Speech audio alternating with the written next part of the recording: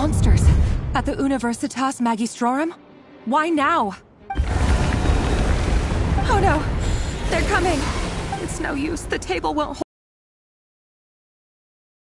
Where are the weapons? Of course. All the lab equipment was upgraded after the inspection last week, but the new weapons haven't been allocated yet. I'm done for. Is anyone there? I need help! Ah! Stay back! Please stay back! Please!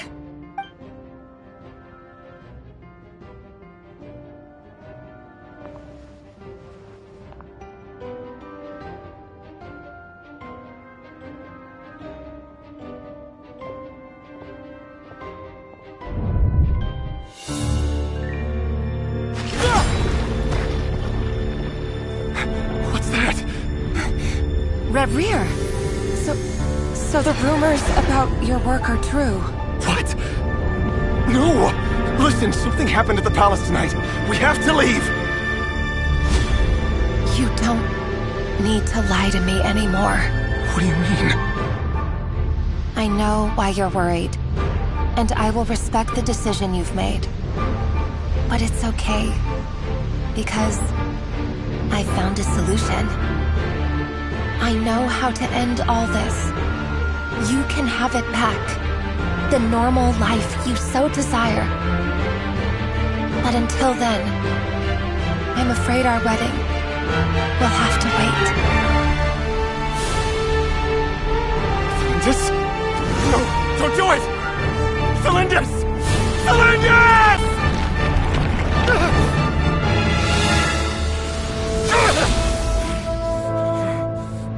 I told you, Reria. Let her go. You will find someone better. No! No, I won't do it! I have to save her! By what means exactly? A lowly pawn. You lack the power and the strength of will. Do you know a way? Tell me! Come to the palace. Join us.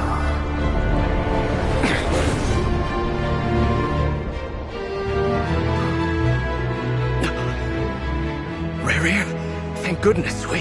Step forth and take your share.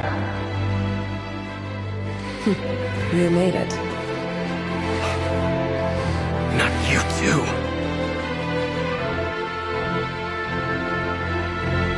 Hatred or grief, despair, desire. We all have our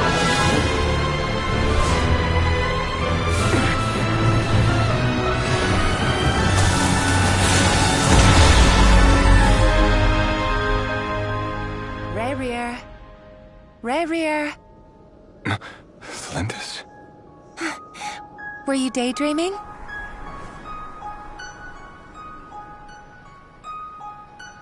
You still remember, Reir? That question you asked me a couple of weeks ago? Oh. You mean the proposal? Yeah. I'm wondering, where do you think would be a good place to discuss it? Maybe in the garden? Or were you thinking a fancy restaurant? It's your choice.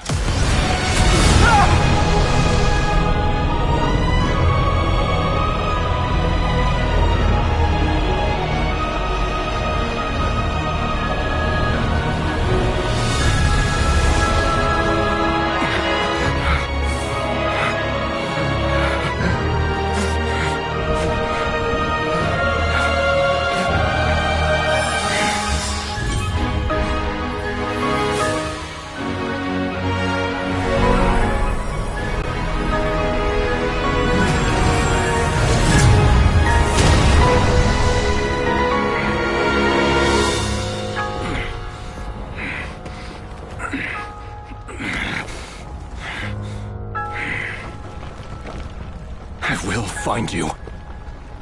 And then, you can give me your answer.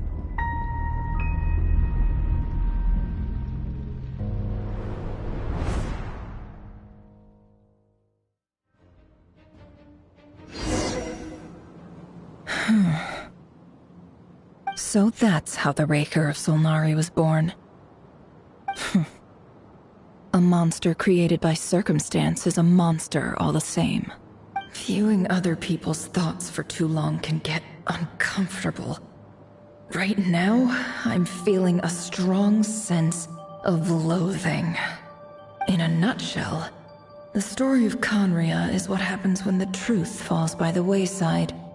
Everyone tells little white lies, and before long, you have a huge pack of lies that destroys everything. Phew. Time to get back. His past is filled with sorrow, but the tale of any fallen civilization is one of endless tragedy. Cruel as it may be, that was Conria's fate.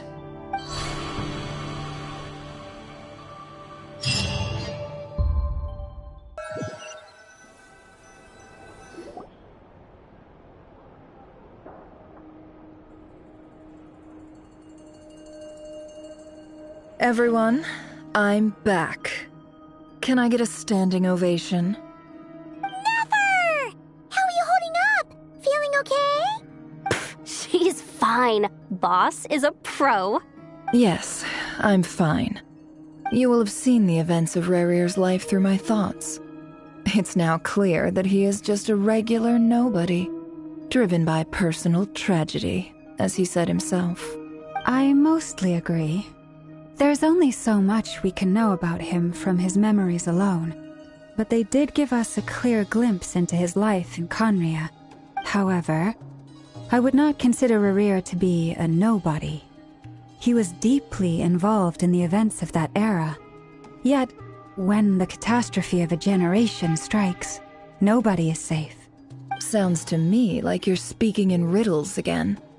Is this you urging me not to abandon the people of Nodcry in their hour of need? That's not what I meant.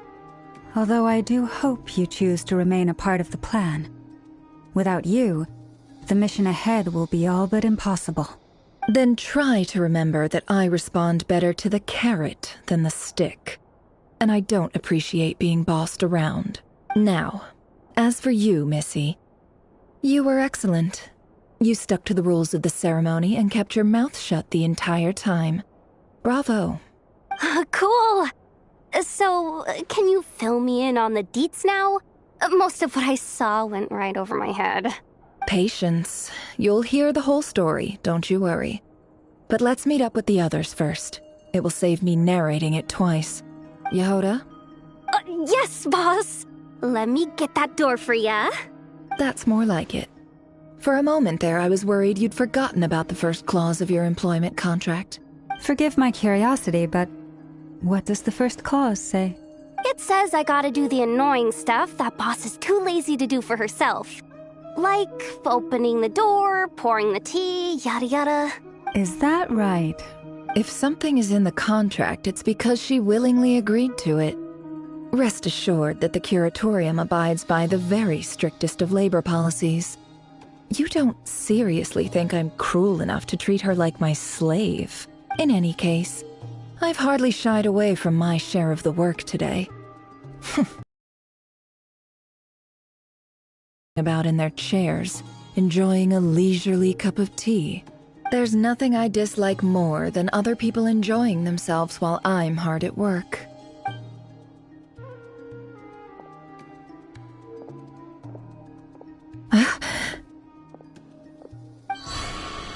Oh no.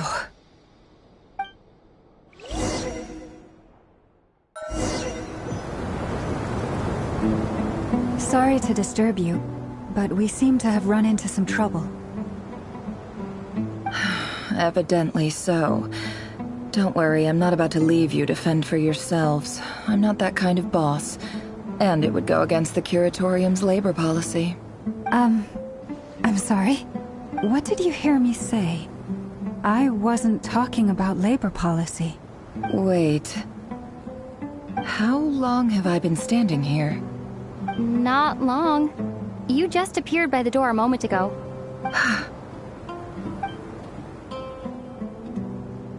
Boss, what's wrong? You look like you've seen a ghost. We've been tricked. We never left at all. Somehow I hallucinated that whole scene back inside the office. Hallucinated? But how? How indeed. This place should heed my will alone. All thoughts and actions that occur in here are just a result of pawns moving across the chessboard in a carefully calculated manner. And nobody has access to this chess set but me. So you control everything in here? More or less. But yes, it's a special technique of mine. Has anything like this ever happened before? Only once. It was the first time I used the chess set. Is there any similarity between what happened then and what's happening now? I suppose my thoughts are a little turbulent, which was also the case my first time. Is there anything I can do to help? The first clause of your contract clearly states that I only need your help with things that I'm too lazy to do myself. Meaning, you're not feeling lazy right now? Meaning, this is not something said as a personal treasure that I alone understand. I must be the one to find our way out of here. Boss, it's fine. Really. Let me do something useful. Oh, listen to you. Whatever would I do without you, Yehoda? What? Really? Yes, really. Where would I ever find another employee as obedient and servile as you? God forbid anything ever happens to you. Oh, okay. Well, anyway, I was thinking of fetching some water. There's gotta be a source around here somewhere. I suggest everyone finds someplace comfortable to take a rest. We gotta conserve our energy. Even though all this chess malarkey doesn't exist in a physical sense, mentally speaking, it's all real. And so is our tiredness and fatigue. You don't want to dismiss mental fatigue. Just because it isn't physical doesn't mean it's any less serious. But anyway, I got your backs, so don't worry about a thing. Don't I have the best employees? Jealous much?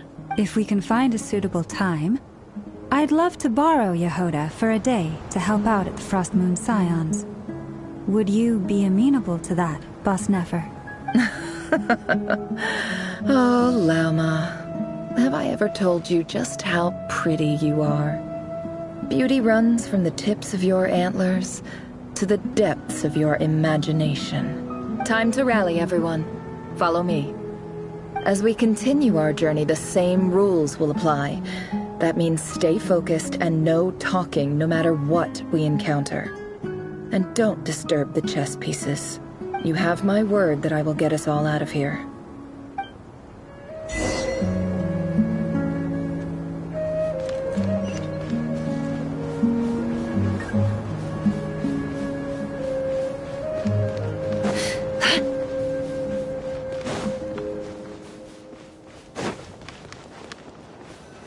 This place looks familiar.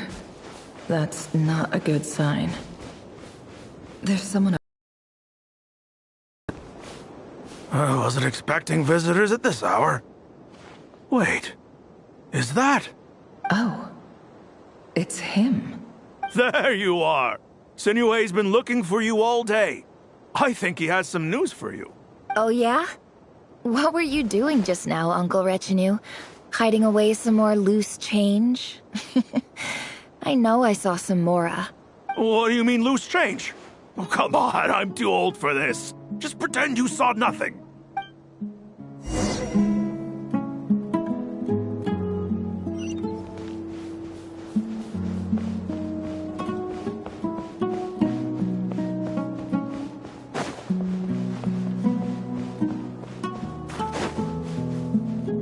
Hey, kid.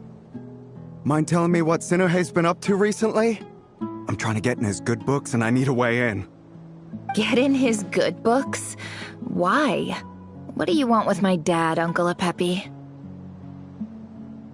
I've written a new song. I was hoping to showcase it at the next festival, but I'll need his approval.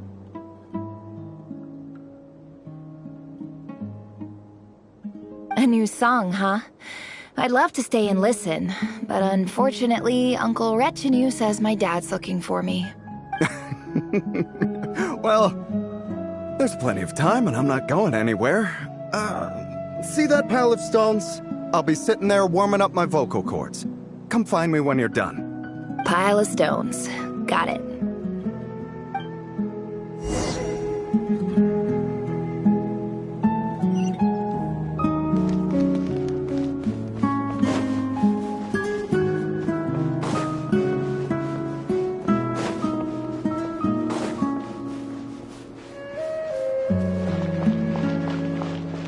Hi, Dad. Uncle Retinue said you were looking for me. Ah, there's my little princess.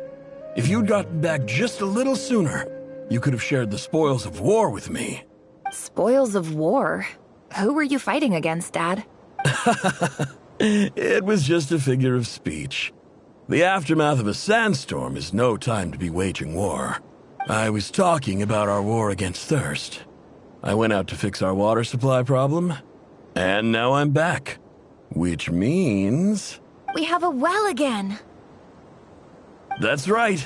I found a new one and brought back as much water as I could carry. It should last us for a good while. If it wasn't for these blasted sandstorms, our wells wouldn't be caving in. You wouldn't be spending all your time out searching for new water sources. As the chief of our tribe, I'm supposed to be leading us out of hardship and poverty, onto better things. You know how prosperous our ancestors were. I've told you all the stories. And look at us now, squeezed into these hovels. No one would choose this, if it wasn't for the endless wars over the years. But things are looking up. I started working with some folks from the academia a few months back. They gave me some contacts in return for my assistance in the desert. So you're the academia's helper now? Special ambassador, they call it. Think of it as a partnership. It's nothing bad, okay? We've been isolated here in the desert for too long. Seeking opportunities elsewhere is the best thing for us, and the fastest way to progress. So, do you get anything good out of being a special ambassador? Of course. My luck's improving all the time. One day, I swear I'm gonna lead us out of this place. We'll find somewhere new. Somewhere better.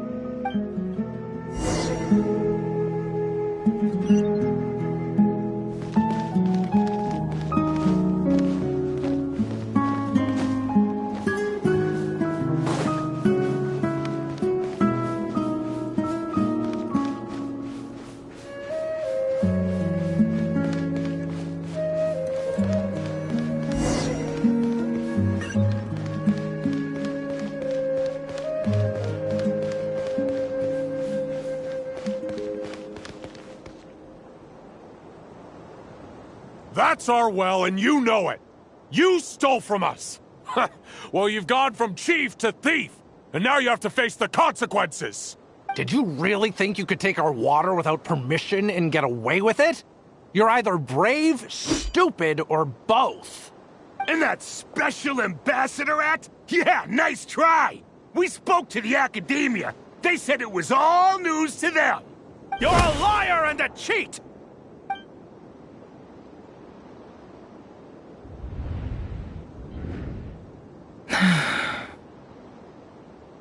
I heard Yehuda gasp, but I don't blame her.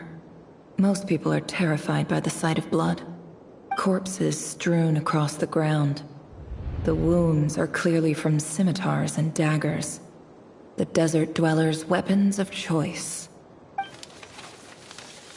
There's a handwritten note on the ground.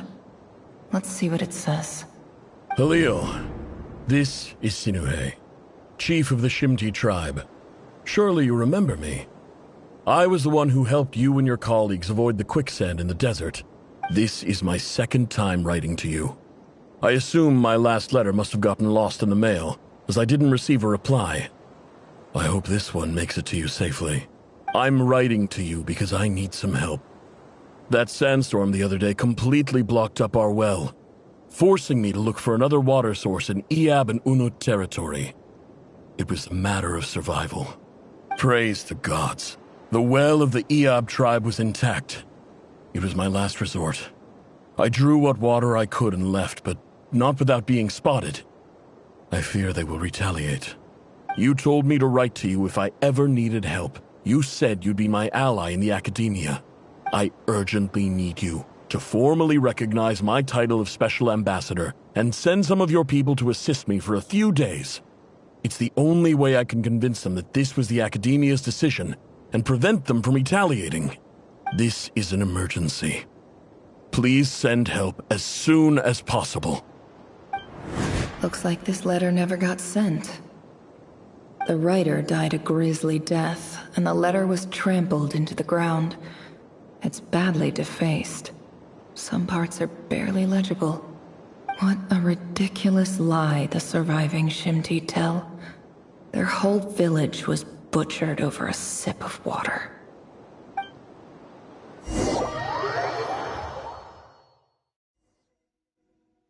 Ah, officer. Welcome. Welcome to our humble village. I thought you would at least have the courtesy to provide some respectable libations. This is the finest wine Aru village has to offer. I promise.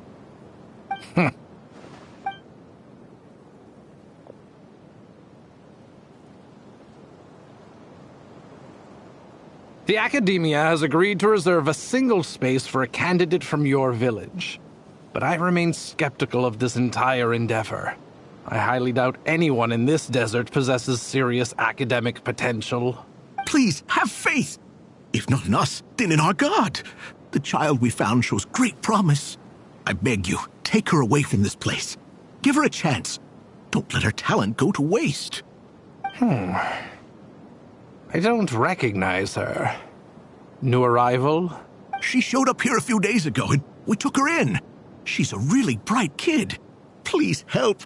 I'm begging you. So, where are you from?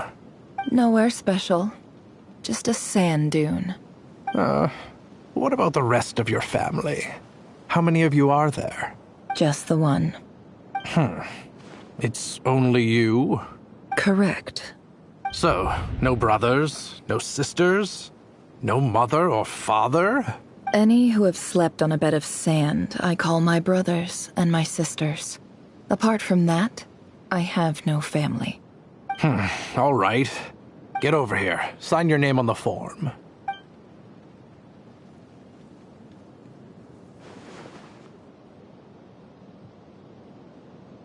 Never? You're rather fair-skinned for a desert dweller.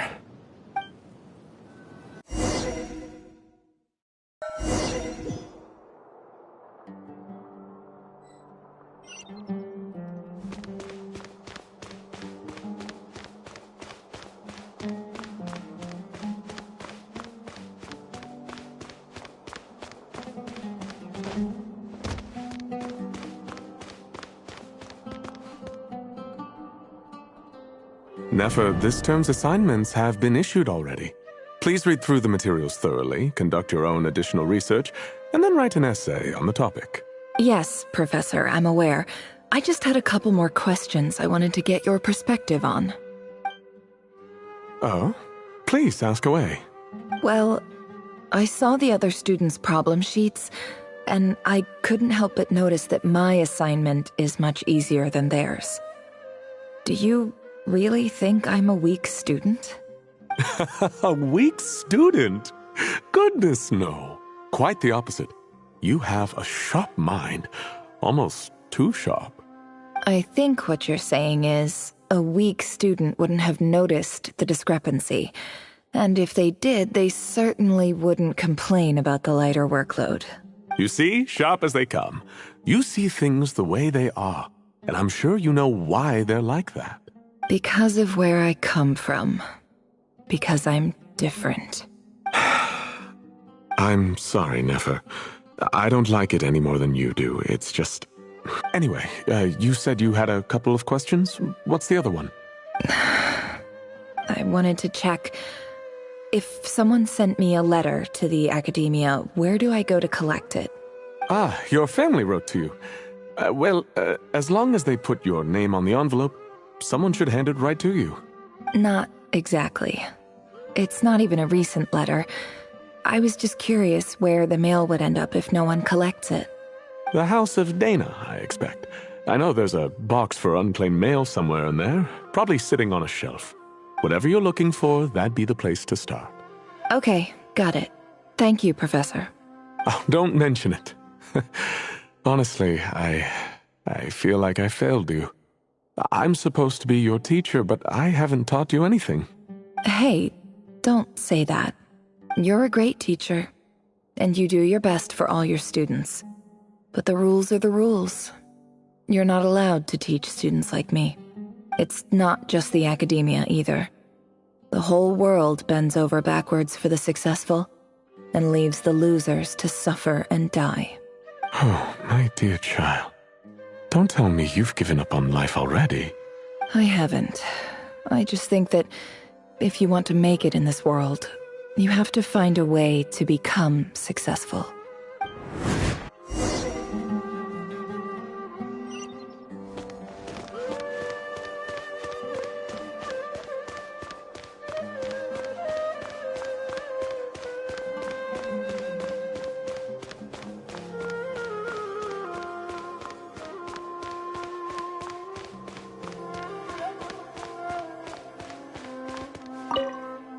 This must be it.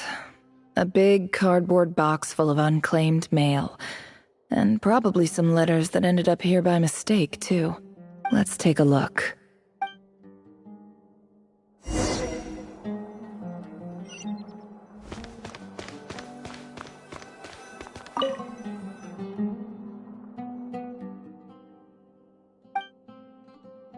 A dilapidation survey from Port Ormos. Looks like it's from a Core of 30 representative. What a strange thought. A bunch of mercs losing sleep over rundown buildings. This one was never even opened. I guess the recipient didn't care what the Core of 30 had to say about anything. Who was it addressed to? I don't recognize the name, but it must have been a Kasharawar professor. This one is addressed to the Immorta Sage. The title is Changes Observed in Satyavada Life Symptoms. Why do all these letters read like full-blown dissertations? Guided by the incense, we became lost somewhere in the forest. All the barriers between levels of consciousness disappeared as our minds soared around in circles, looking for a branch to seek refuge on. In clinical terms, these symptoms fit the description of incense poisoning. The Immorta Darshan strictly prohibits the use of hallucinogenic substances, but I believe there are still people getting away with it. For example, my neighbor who always breaks out into song and dance after using incense. This seems like something the academia would want to know about. Why wasn't it collected? Wait, what's this written on the back? It's so small. The note says, "The sender authored this letter while under the influence of mushrooms. I would send it back, but no return address was provided. Stamped by the Grand Conservator of the House of Dana."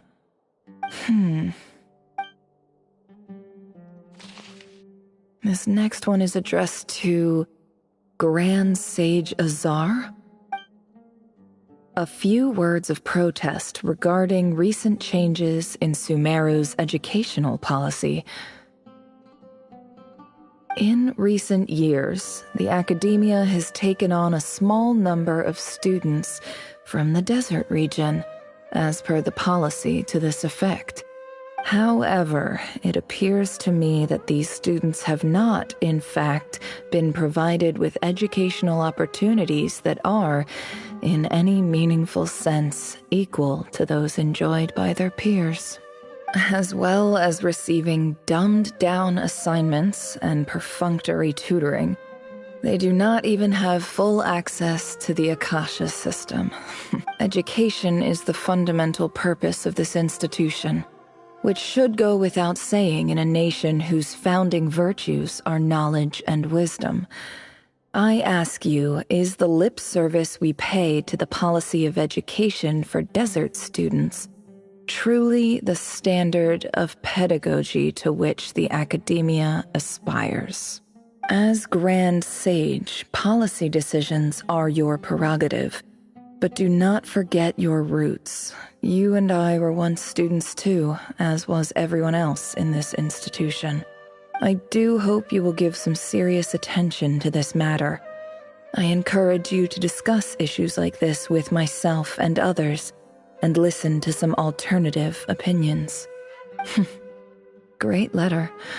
Shame it didn't get to where it needed to go. And the sender is... Huh? Sage Cyrus of Spontamod. I didn't realize anyone else even knew how bad students like me have it in this place.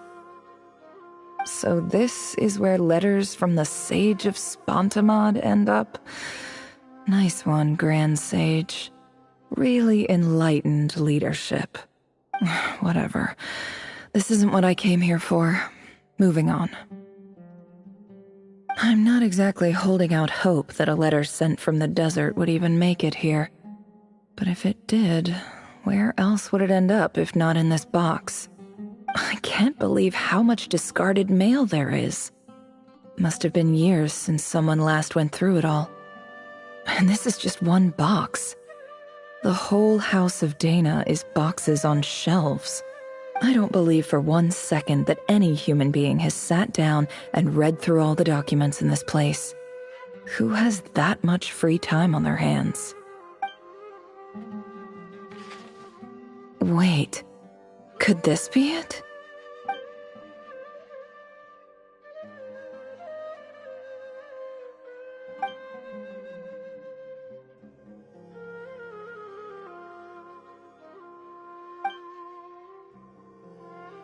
Greetings, Halil. My name is Sinuhe, chief of the Shimti tribe. I was the one who came to you and your colleague's aid when you ran into trouble in the Great Red Sand. I don't know how well you remember it now, but I brought you to safety and gave you some water and other supplies. You seemed very pleased and told me your name. In my tribe, learning a person's true name is serious business. And I therefore see you all as friends. You were kind enough to leave your contact details, so we could stay in touch. The Shimti tribe lives a harsh, nomadic existence in the desert.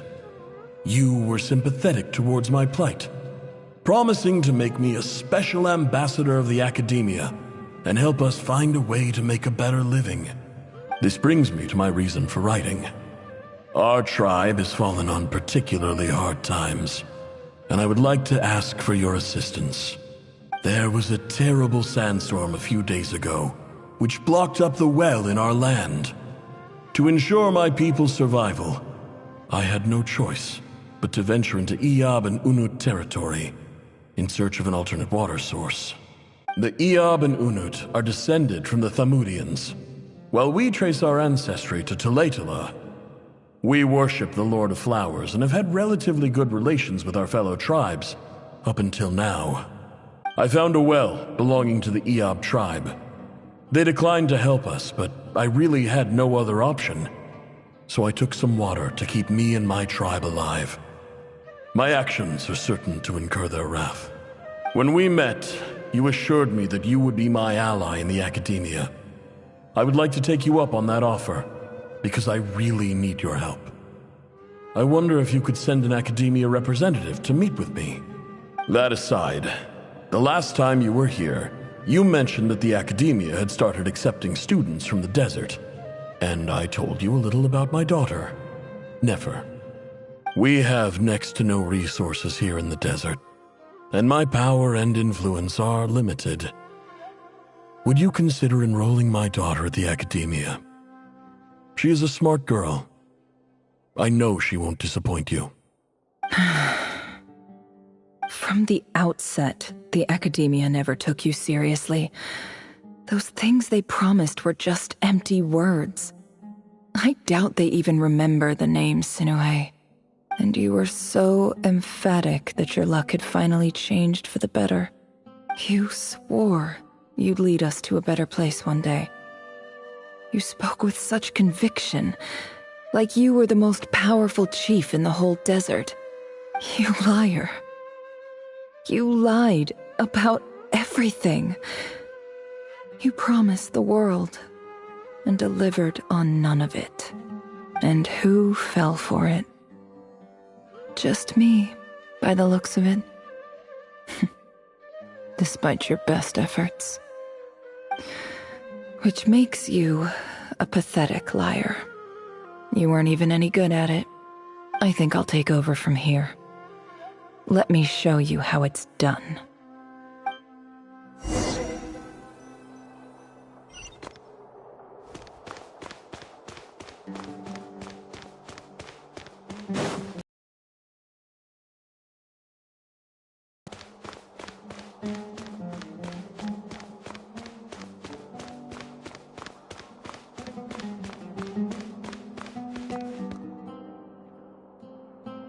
I just came to say goodbye.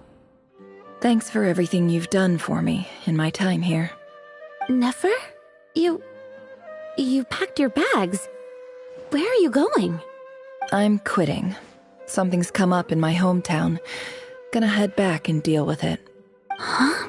But this was a hard-won opportunity for you. You know that better than I do. It was, but it doesn't matter. I have more important things to deal with, and they can't wait.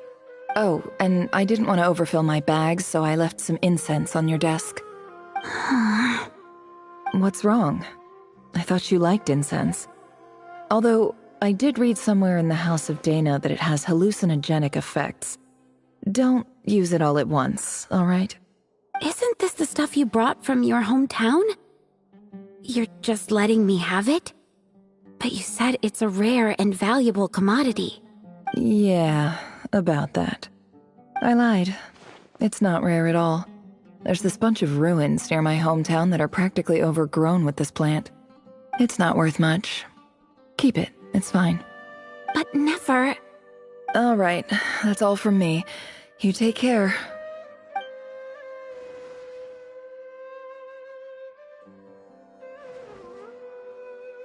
Don't forget me, okay? I mean, we're more than just classmates, right? We're friends. Yeah, I'll remember you. I lied again. That incense is worth a fortune, and it's a rare find even in those ruins. And as for remembering her, I have far too much to do when I get back. No time to reminisce. I'll be lucky if I even make it through this alive. But either way, I expect I'll forget you pretty quickly.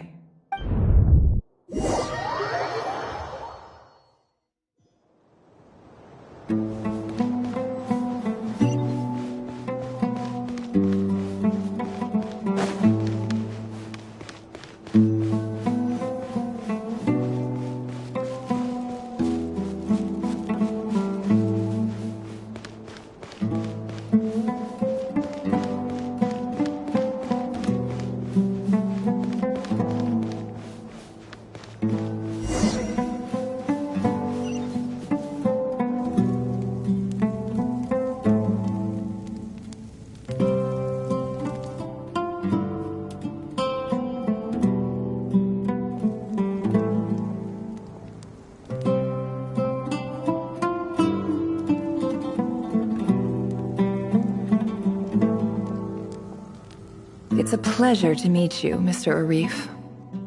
So, what does the Academia want? Since they've sent their special ambassador, I assume there's a big business deal to be made. If not, I'd be very disappointed. Please, sir, lower your blade. You're lucky I'm the one they sent. Not all special ambassadors share my admiration for the Iab people. The ever-shifting balance of power in the desert reduced the once great civilizations of this region to rubble and sand. But the story of the Iab has a very different trajectory. Others grew weak, but you grew strong. beginning in obscurity and moving to prosperity. You're the only ones who defied the trend. Huh. So, you do know who you're dealing with? This well is the perfect symbol of your strength, is it not? It used to belong to the Unut, but it looks like you have control over it now. You're not wrong. But I'm sure you didn't come all this way just to flatter us.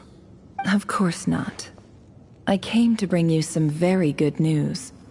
Some information that recently came to light, which might just be your ticket to freedom. Records uncovered by the Vahumana Darshan show that a certain well currently under Iab control is built on top of some ancient ruins.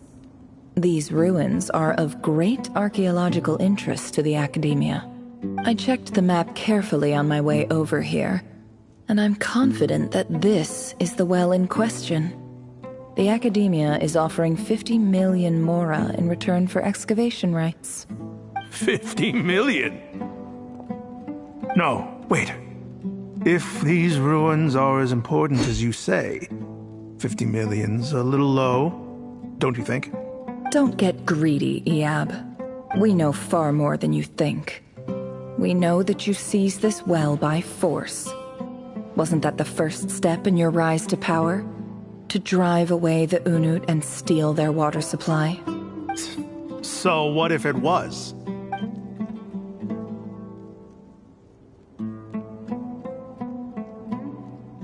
Don't worry. As unscrupulous as it was, it's something we're willing to overlook. The Academia is only interested in dealing with the de facto power holders in the region. I hope I am making myself clear. And I hope your words are the truth. If I find out the Academia is trying to play me, I'll hunt down every one of your people and make you watch as I cut their heads off one by one. I assure you, Chief, that would not be in your long-term interests. You don't want to make an enemy of the Academia. You see how I'm dressed, don't you? I appreciate that you've never been to the rainforest, but surely even you recognize an ambassador's attire when you see it. And what does a barbarian like you have to lose anyway? You really think the Sumeru Academia would bother to come all this way just to lie to you? We have more important things to worry about. All right, I take your point. The Academia is the highest authority in the land. I'm sure you're trustworthy people. In that case, we have a deal. We will sell you the excavation rights. I'd like to thank you, Ambassador. This is good news indeed. Excellent news. In fact, it calls for a celebration. Would you do us the honor of staying a while and enjoying some Iab hospitality? Gladly. I am partial to wine myself, and I trust you are as well. So let's indulge in a few drinks together, in celebration of this momentous occasion.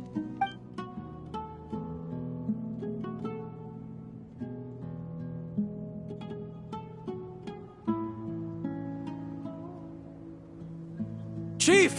Chief, it's an emergency! It's the Unut. They've taken the well. What? Well, don't just stand there. Take it back. Yes, Chief.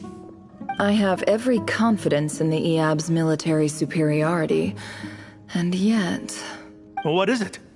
The Unut's response was alarmingly fast. The day after we reach a deal, they seize the well. This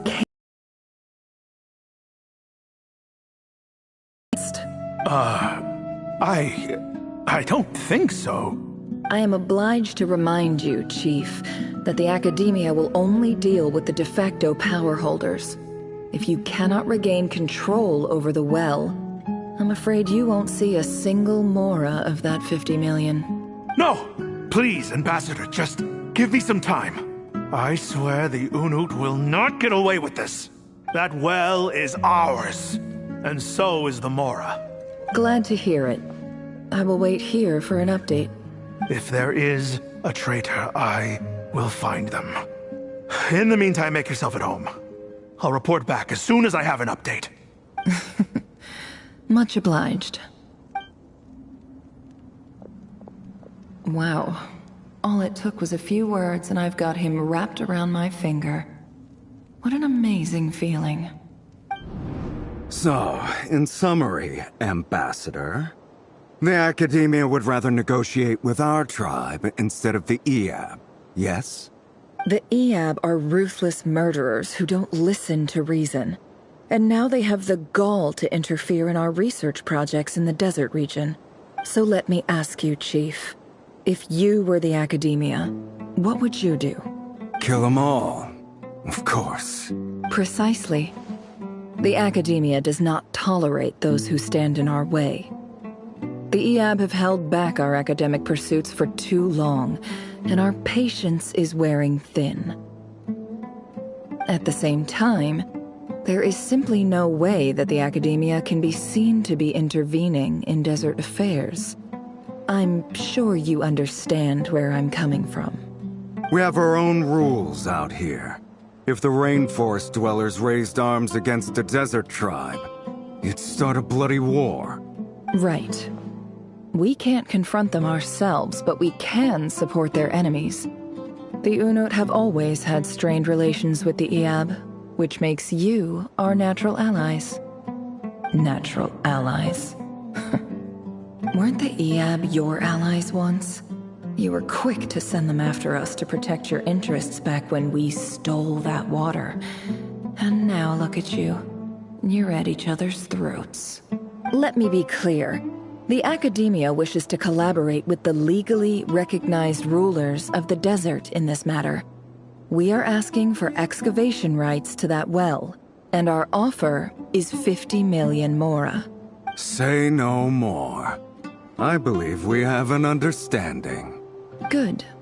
Then I suggest you get to work. Get us access to that well, and the mora's yours. You see, Dad? Lying is easy when you know how. People will believe anything.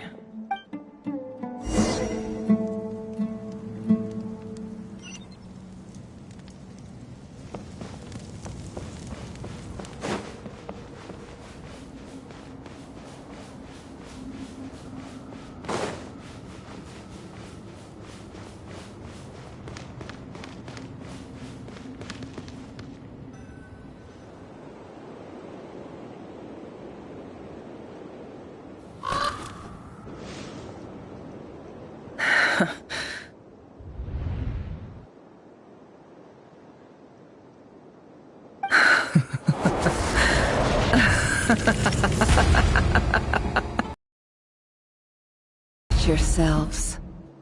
You may be vile, savage monsters, but your butchered bodies bleed like any others. You're no different. You're nothing special at all. The monsters who destroyed my home, they're just ordinary, petty human beings. What a joke. I think we're even now. Maybe I've even done the desert a favor. It's a better place without all these people around. Oh, Sinuhe, my gullible fool of a father. Perhaps if you'd been as ruthless as I was today, our tribespeople would still be alive. In this dog-eat-dog world, a chief needs to be tough to survive. But you couldn't do what had to be done. So I did it for you. Nefer, it's okay. All of this is in the past now. I believe I remember you promising to remain silent. Yeah, but even so...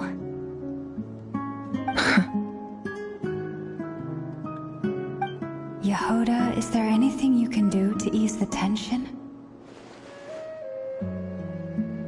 Alright, time for a sharp turn onto a completely different topic. So, anyway, that's enough of that. When are we getting out of this place? Feels like we've been walking forever. I'm getting pretty tired. Oh, Alma, you tired? Yes, If we can find somewhere to sit down, I could certainly do with a rest. It's not far now. There should be a temple just up ahead. Yes. Really? A temple? That's where this story ends? I guess that's how things go in the desert. Desert dwellers can never escape their destiny. Or so everyone says. I never wanted to believe it, but looking back now, I'm as desert as they come. You mentioned a temple. What's waiting for us there? My biggest trade secret of all. Ah. Then I'm guessing it's where you got your power from. The power to peer into other people's minds.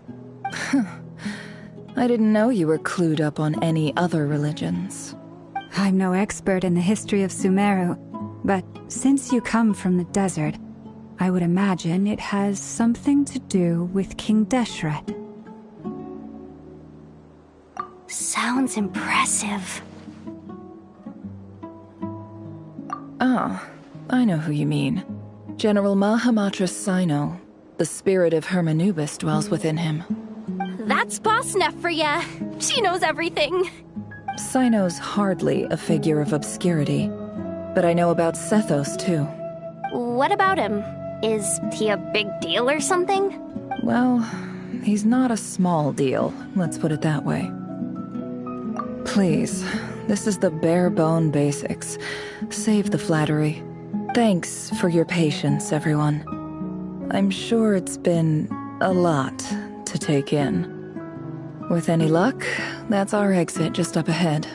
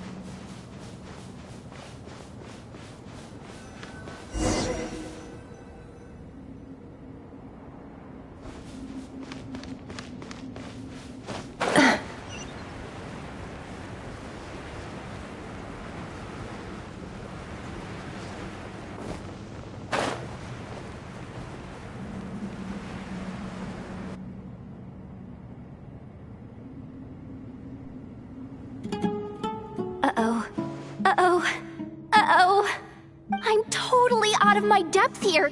I don't have anything to add about any of this stuff. Like, look at that statue, for instance. I want to do the whole name-dropping, this girl knows her stuff thing too, but I've never seen anything like it before. A statue with the head of a bird. That's Thoth, the Ibis King, one of the 7 pillars of King Deshret.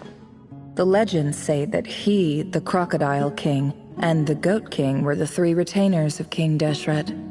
Let's take a look.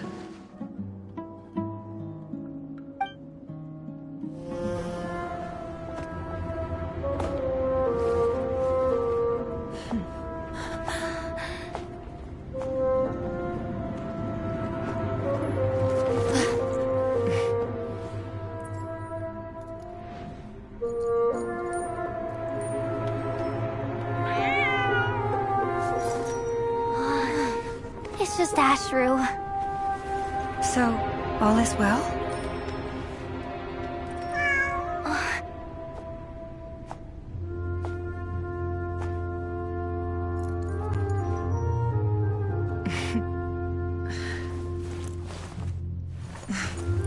Typically speaking, at this point, the world disintegrates. Then we find ourselves back in the outside world. Besides, these are my memories. There's nothing to fear. You're sure? Of course. It's almost over.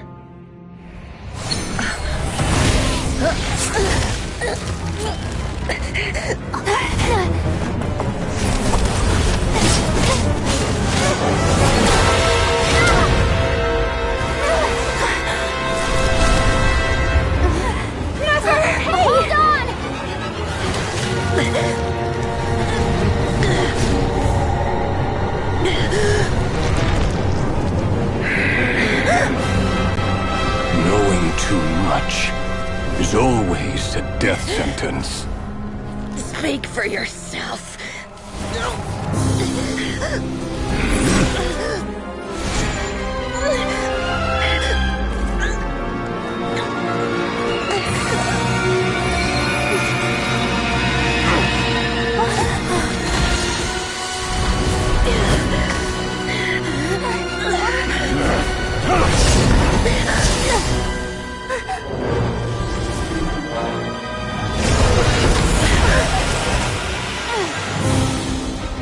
How repulsive.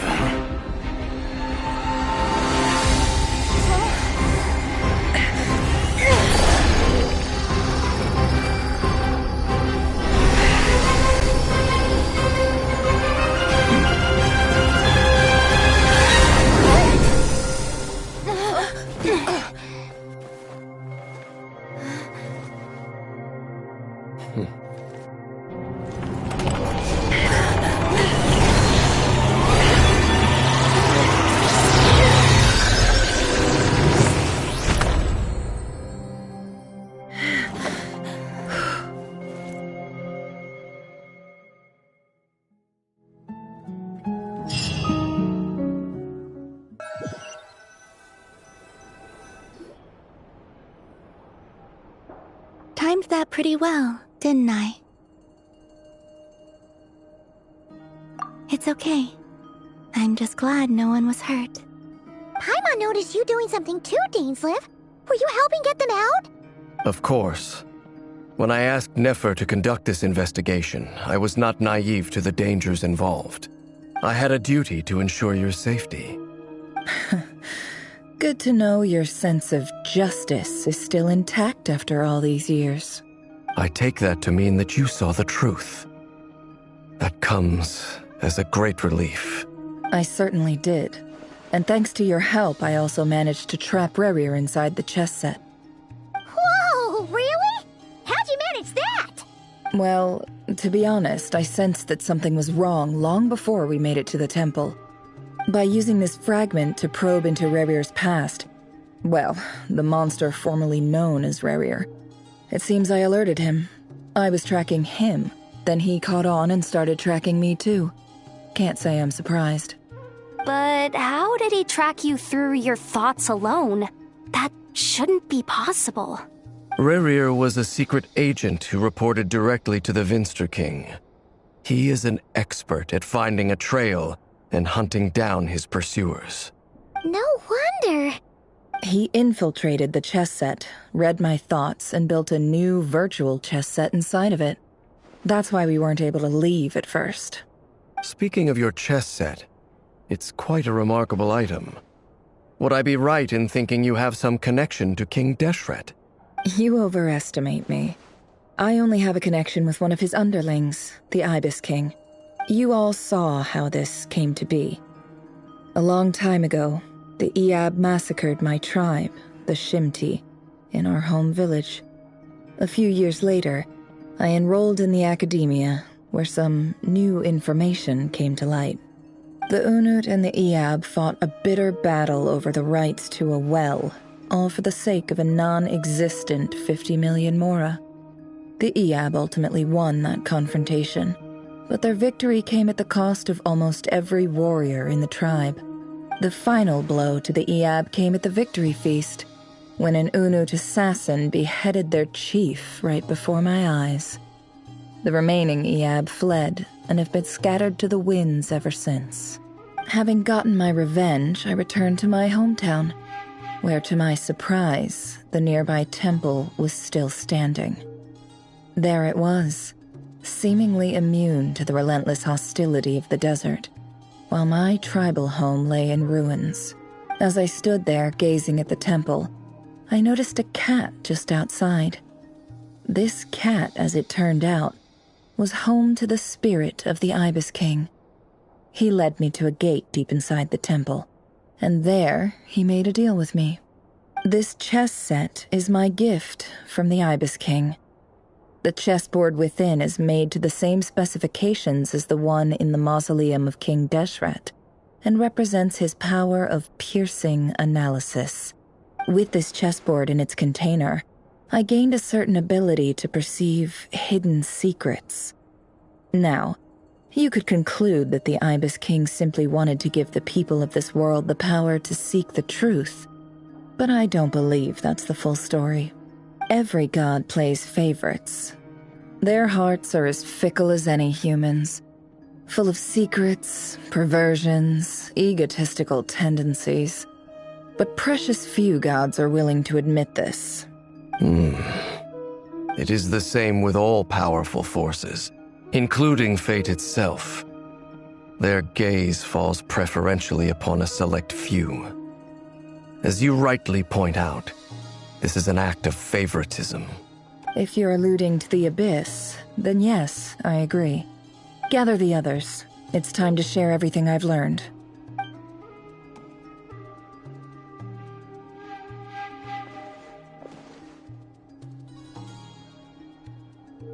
Thank you all for being here. As promised, I did some further investigating into the Raker of Solnari's background.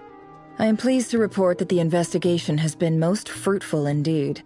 The Raker of Solnari, real name Rerir, was once a Conrian subject who served the Vinster King. I will now share the important details of his story. Please save any questions or comments for the end.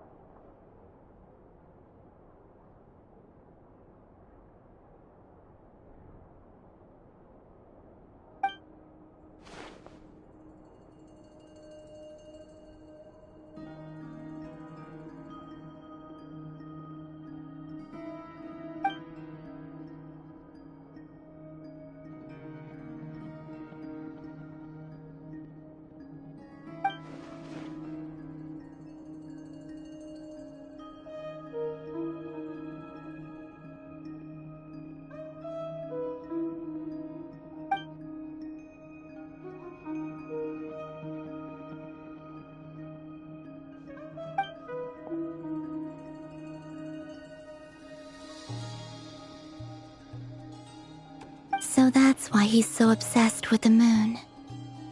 A tragic tale, to be sure. But it does not excuse his many transgressions.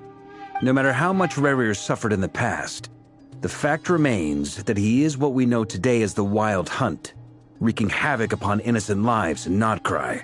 He becomes more dangerous with each passing day. If left unchecked, it is simply a matter of time before all of Tevat suffers the consequences. This is a threat that the Knights of Favonius cannot ignore. A question for Miss Columbina. Forgive me if this is presumptuous, but have you ever seen the spatial gateway that appeared in Rerir's memory? Never. But I have heard stories of something called the Moon Gate, and this seems to fit the description. Miss Lama, any thoughts on this?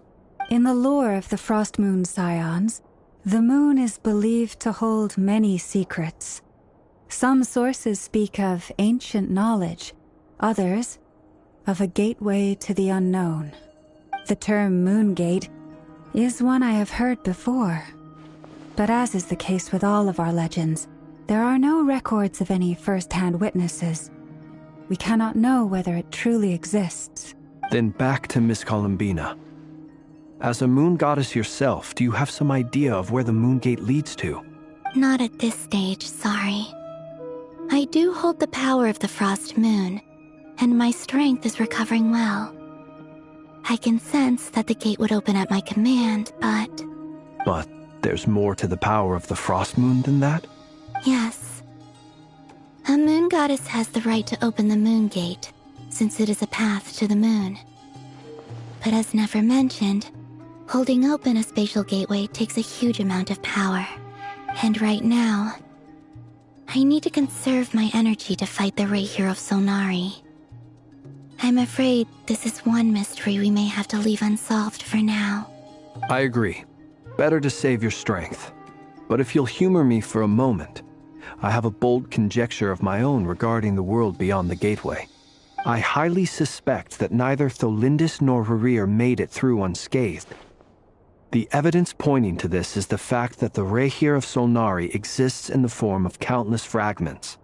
With the abyssal power he wields, no ordinary foe can touch him, let alone tear him to shreds. And yet, the Wild Hunt proliferates wherever his scattered fragments lie, drawing hordes of monsters to many different locations across the land. So your theory is that Rerir was physically torn to shreds by some powerful force? Hence, why the Wild Hunt is a distributed phenomenon, rather than a unified one? Makes sense to me. Explains why the Wild Hunt is so pervasive, and why he's been trying to piece himself back together. He was whole to begin with, and he wants to be whole again. Without the power of the Abyss on his side, he almost certainly would have perished the moment he was torn apart. But the Abyss, much like a curse, has kept him alive.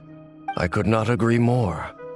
The power of the Abyss is most surely a curse. It is a compelling explanation, and one that accords with my present understanding of Abyss creatures. Whether the life form in question is primitive or advanced, if a curse has extended its lifespan unnaturally, it will continue to survive in spite of everything. This raises some interesting questions. I will run some experiments and see if there is any validity to my suspicions. That being said, regardless of whether my research bears fruit, I would like to thank Miss Nefer for conducting such a thorough investigation. Already, it has greatly enriched my understanding of the entity we face. My pleasure, Mr. Albedo. I too hope that the information I have shared today proves useful as we look to formulate the next stage of our plan. Hey! What is it, Dainsleif? You look really upset! It's just... when I think of the man I once knew as Rerir, I struggle to understand why things had to turn out like this. The two of you used to be friends, didn't you? I don't know if these words will bring any comfort, but my heart goes out to you. Mine too. We can never know all the hows and whys of the way things are. The moon and stars are full of untold secrets and lies, and the skies are host to many more mysteries than these alone. Yet, none of that can begin to compare with the complexity of human life. Those are the first comforting words I've heard in a long time. Thank you both. Well, I think this is a good place to end today's meeting. I'm sure Nefer needs some time to recover. She's been through an awful lot today. That's very thoughtful of you, Lama. Of course. Sounds good to me. Take some time to rest and digest before we reconvene to nail down a plan.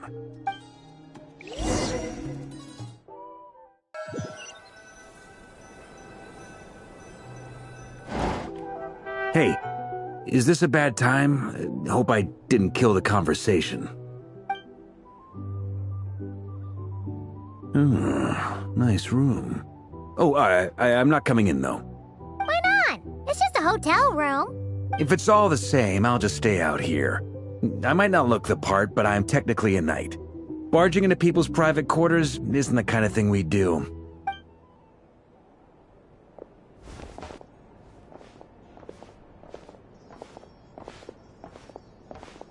Anyway, Nefer went back to the curatorium to get some rest. But before she left, she shared some things with me that I thought you should be aware of. Firstly, although she managed to trap the Raker of Solnari inside her chess set, there's no guarantee that the power of the Ibis King is any match for one of the 5 sinners. Their powers are beyond our comprehension. It's only a matter of time before he finds a way to break out. We have to come up with a plan and take care of him before that happens. Honestly, my mom figured that might be the case. So, how long have we got? Well, I asked her that same question. She talked for a long time, but for the most part, it seemed like she was trying to convince me how precious her chess set is. What a long and storied history it has. It felt like some kind of sales pitch, you know? The kind where you end up handing over Mora against your will. Anyway, after all that, she finally answered the question. 2 days, at most. 2 days? Holy moly! Can we even recruit enough help in that time? That remains to be seen. Which brings me to the second issue. Dainsleif is obviously conflicted about this whole thing. But given how little time we have, there's no way we can pull this off without his help. You have some history with him, right? Do you think maybe you could talk to him for us? Great. I appreciate it. All right, on to item 3. So, Albedo, Durin, and I put our heads together and came up with a plan. Can't promise it's gonna work yet, but at least it's a start. We figured we'd bounce the idea off you first. We'll explore it further once everyone's recovered. Oh, Paimon's dying to hear this. All right, so here's what we're thinking.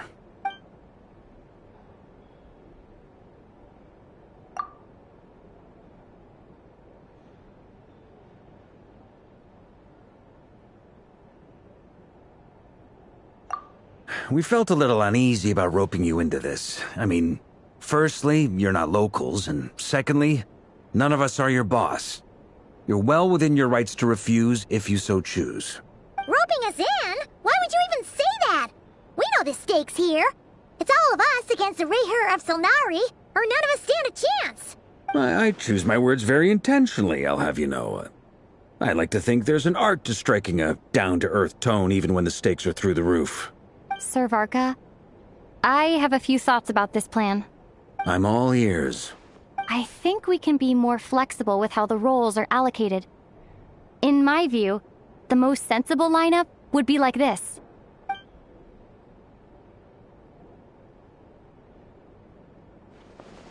I see your point, yeah.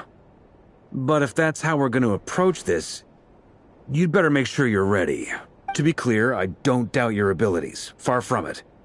I just want to make sure. Are you really willing to take all this on? I want to do everything within my power. The Rayher of Solnari is a truly fearsome opponent, and if I do my part, it'll greatly reduce the risk for everyone else involved. Well, that tracks with what I've heard. Jean's mentioned in her letters that you're so diligent it's almost abnormal. As in, most people weigh up the risks and rewards in situations like this. But you seem to just march towards danger without a moment's hesitation. Of course, everyone appreciates a fearless pioneer. But all that aside, I'm the Grand Master of the Knights of Favonius, and you're our honorary knight. I want to make sure your courage doesn't come at the expense of your safety. Thank you, Sir Varka. I should be the one thanking you. It means a lot to have you on board. I'll give some serious thought to your suggestions.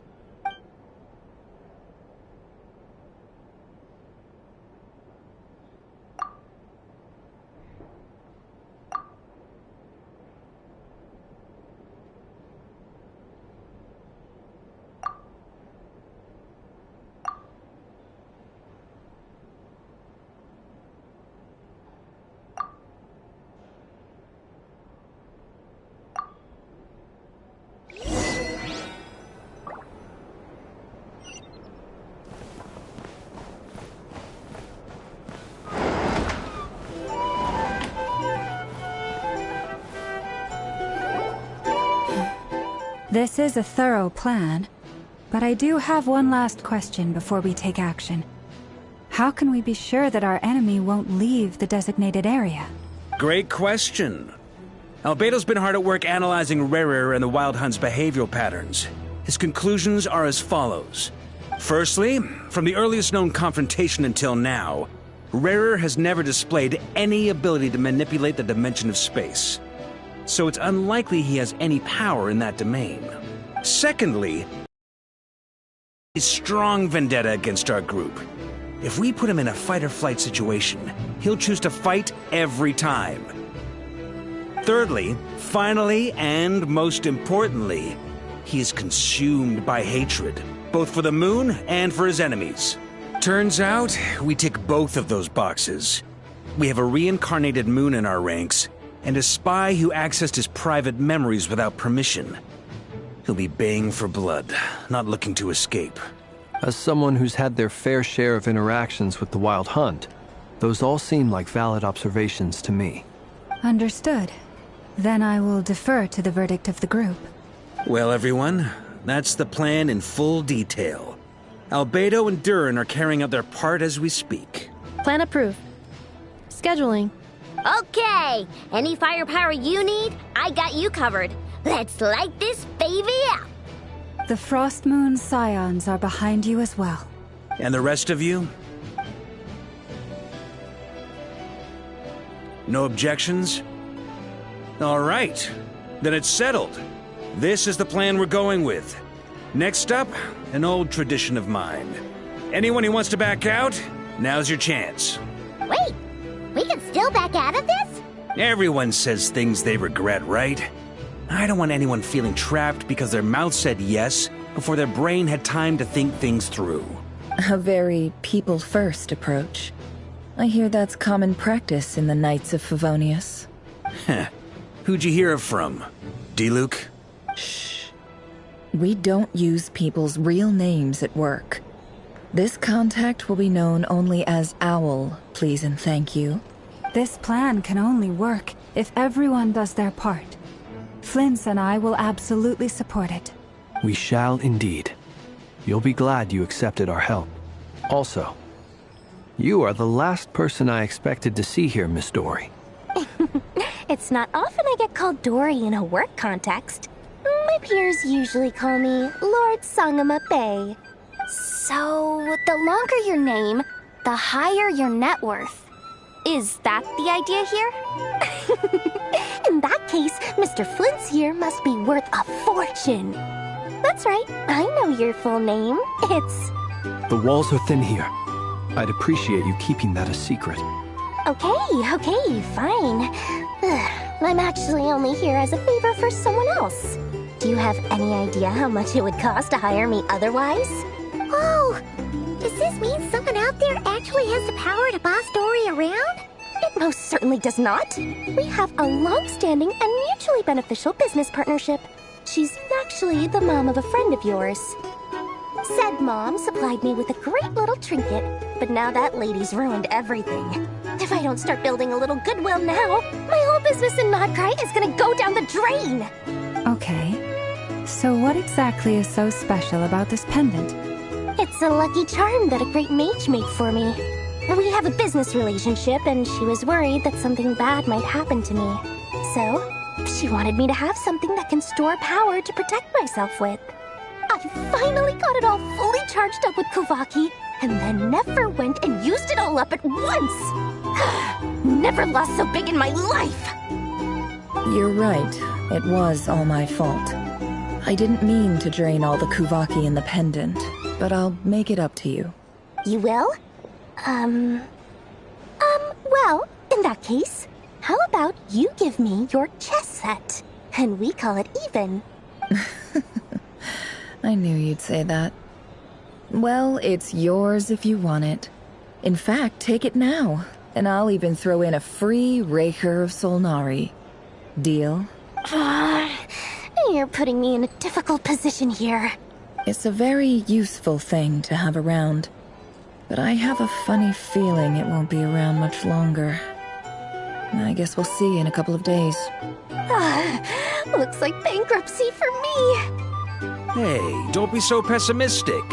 See this through and you never know. You might find a new business opportunity on the other side.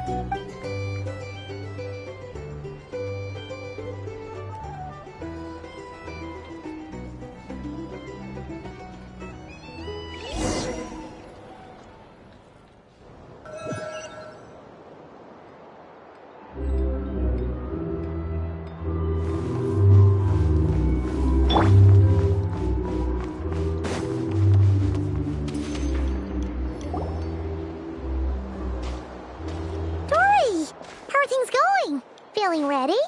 Oh, I was born ready. We only have 2 days. You think Lord Sangama Bay would let an opportunity like this slip by? Don't forget, when something's in high demand, the people with the goods on hand get to charge the highest price of all. Even higher than the sellers taking advance orders. Ta-da! See? It's right here! Ah, it's so pretty! Did you make it? No, I have a supplier. We go way back, so he made me a very attractive offer. Aha! No wonder you were talking about lucky charms at the meeting. You've been getting Kaveh to make them for you. That's not the full story. It actually started a while back as a project between me and the Dendro Archon. Mage Alice once warned me that this world won't stay safe forever. There may come a day when everyone faces a great crisis. I passed this on to the Dendro Archon, and she secretly brought together a research team made up of Sumeru's top scholars to invent a technology that could keep people safe. I won't go into the details because it's all very complicated, but if you want to know more, you can ask the Dendro Archon about it sometime. Anyway, point being, it was the Dendro Archon who asked Kaveh to build this little contraption. As one of the top Kashara War talents, he was the obvious choice. Took him long enough. He stressed over it for ages. Must have gone through at least a dozen designs before producing a final product. But that's Kaveh for you. Marak delivered it to me a couple of days ago, along with a letter from Kaveh. Could I ask why I'm sending this technology to you? And what's your proposed use case? Has it been approved by the relevant authorities? So nosy. My fault for sending him the research permit to begin with. Surely Nahida must have told him you were involved in this project. He was probably just nervous because you're always so secretive about your business. Could be. Anyway, I just replied, let's hope there never has to be a use case, because it would involve grave danger. Fair enough. But it sounds like he was just being cautious. He probably felt responsible as the one who made it. Or maybe he was asking as a favor for his housemate. He's done that before. Not sure why, though. His housemate doesn't seem to really care that much about this kind of stuff. Either way, all's well that ends well. I'm just glad to finally have my hands on the product. I wouldn't want to be without it, given the potential dangers that lie ahead. Huh? What does that look mean? Paimon's just super surprised. This must be the first time we've ever seen you actually get serious about something. Well, a long time ago, I made a promise to myself. I promised that I was gonna live every day of my life with a big beaming smile. Obviously, Mora plays a big part in that. But there are always gonna be times in life when you have to give something back. That could mean paying back a debt, returning a favor, or showing some kindness. Alice has been a huge help to me over the years. She was the first investor I ever had. And I want my investors to know that Lord Sangamabe is the best in the business. And more than that, no one knows what the future will bring. Whatever happens, I want to make sure the Dendro Archon and all of Sumeru is prepared to face whatever comes. Oh, that? I was just making sure Nefer and I are square. Don't be thinking it was some sort of benevolent act. I'm no saint, so don't treat me like something I'm not. My priority is doing the business that I want to do. So long as my conscience lets me, but it usually does. That's the Lord Sangamabe business model. Alright, if you say so. I do say so, and that's the whole point. I'm a businesswoman. Don't go trying to figure out what kind of person I am. You'll exhaust yourself. Much easier for everyone involved if you just take my word for it. Oh, and could you two help me get this stuff where it needs to be? Thanks so much. You're my favorite assistants.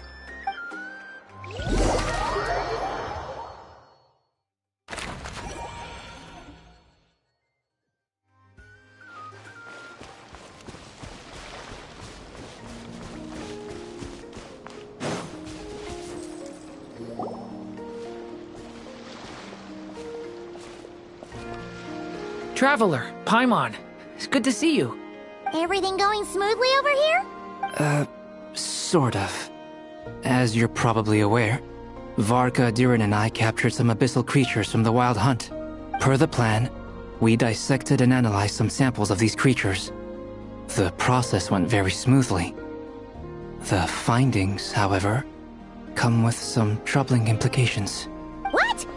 You can actually dissect the Wild Hunt? That depends on your definition of Wild Hunt and dissection. Harmless, lifeless. These words are accurate descriptions. The Wild Hunt is an interesting phenomenon. In and of itself, it doesn't seem to possess anything akin to a human personality. But taken as a collective, the medium through which the Wild Hunt is summoned does appear to have a soul. Master griped a lot about the wise Horoptetyr, and seemed somewhat fascinated with the Faust Certology. But she barely mentioned Rerir at all. I don't think that was because of his lower social standing, though. Anyway, it's a pity. I should like to hear her thoughts on the nature of the lifeform he has become today. It's a strange mix. The furious energy of an abyssal being channeled through a fractured physical existence. A consequence of being torn apart by an unknown power. Perhaps the only explanation for his survival in this state is that he sacrificed a degree of individuality in exchange for a continued existence. Oh, sorry. Once I get talking about interesting research, I have a tendency to go on indefinitely. Back to our research findings. Essentially, they confirm my hypothesis. Rerir's corpse is completely contaminated by the Abyss, and the effects are irreversible. You could think of this as Rerir in mutated form. But in my view, even that would be inaccurate. In reality, his whole being has been consumed by the Abyss.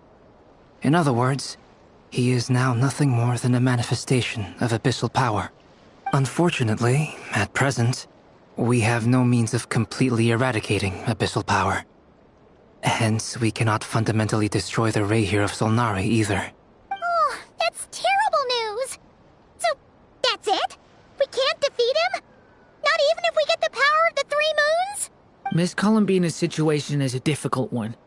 She can never achieve wholeness when the world does not accept her presence. It's as if her creator banished her to a place she can never be accepted. It means she spends most of her energy just on her own survival. Given the circumstances, it's only natural to despair. But we must see this plan through to the end. Time to kick off the backup plan. Oh, Paimon almost forgot! This is for you. Dory asked us to bring it. Ah, how wonderful. Well, thank you for making the trip. Durin and I will be heading off shortly. I'm sorry I won't be there to protect you in person this time. Please be careful. All right then. Stay safe.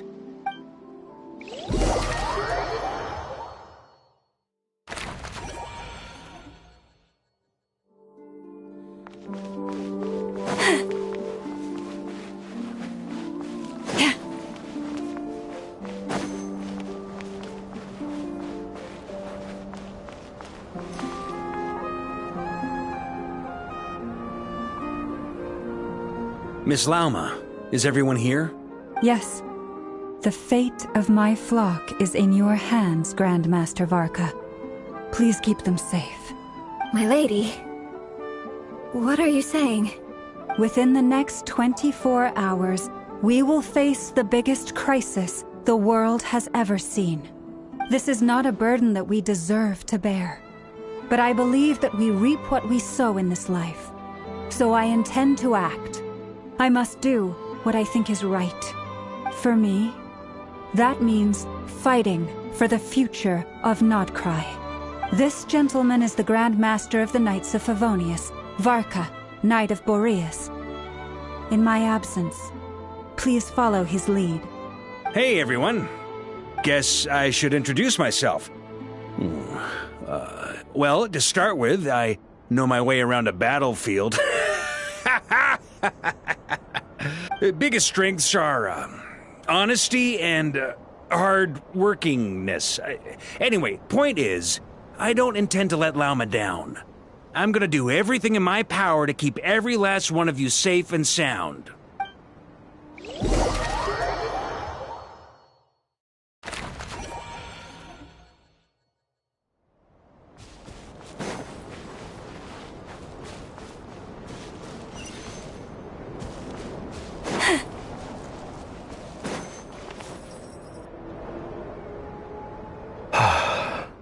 Something on your mind?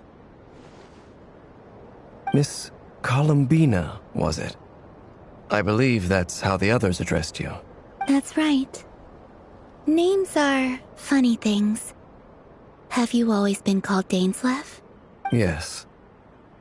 I take it your own name has a more complicated history. I have a different relationship with names than other people. To be honest, I'm not even sure that Columbina is my name. At least, not in the same way that Dainsleif is yours. But it's what everyone calls me, and I go along with it. A lot of my life has been that way. I get so used to things that I forget to question why they are so. I never used to think much about where names come from, or what they mean to people. Maybe something's wrong with me. You're different from other people. I sensed it the first time we met. You're more perceptive than most. I'm sure your long life and rich range of experience explains that. Do you ever find yourself missing Conria, Mr. Dainsleif? Difficult to answer. I have dreamed of the past many, many times. Sometimes I'm fighting tooth and nail. Other times I'm lying on the ground, defeated. I don't recall any happy moments from that time. It has been too long. Is that because hatred survives longer than love and affection? That would not be for me to say. I make no excuses for the grudges I bear. But whatever the reason, I remember little that was beautiful or sentimental. Thank you for your help with the Rerir situation.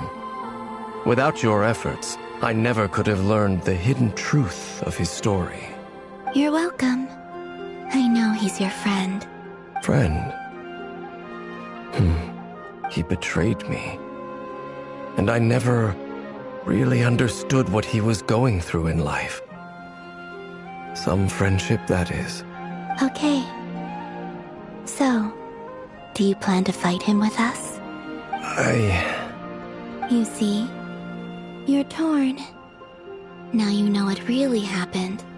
You see the things he's done in a new light. I need some time. Of course.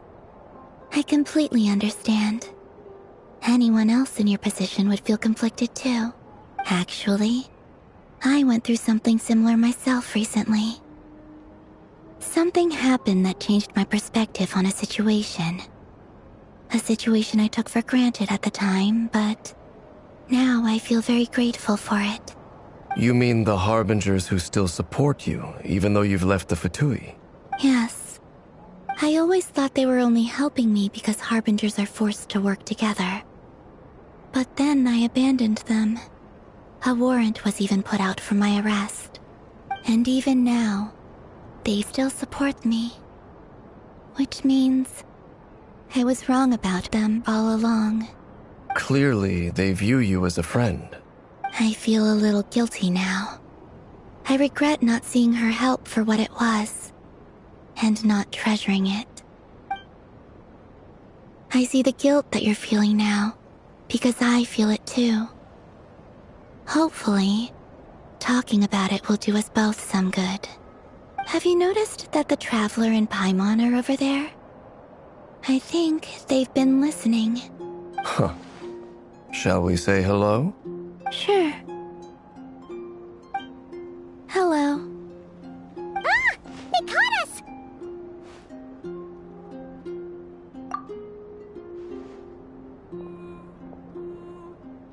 I apologize for making you worry. No doubt you wish to know where I stand on the plan to take down the Reir of Solnari. I'm afraid I need a little time, but I will seriously consider joining you. You will? Oh, thank you so much! Everyone will be so grateful to hear that! They needn't be. This was something that I was going to have to face up to eventually. That doesn't matter to them. They're grateful to you regardless. You can't control their gratitude, so just accept it. And then, have a think about whether you're willing to join us.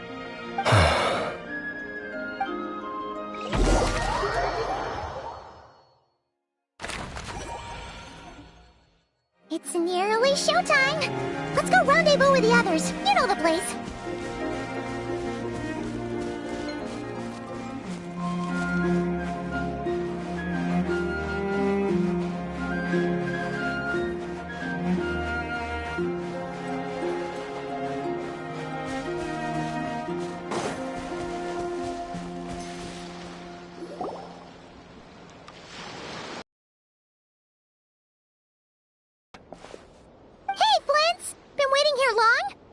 Not too long.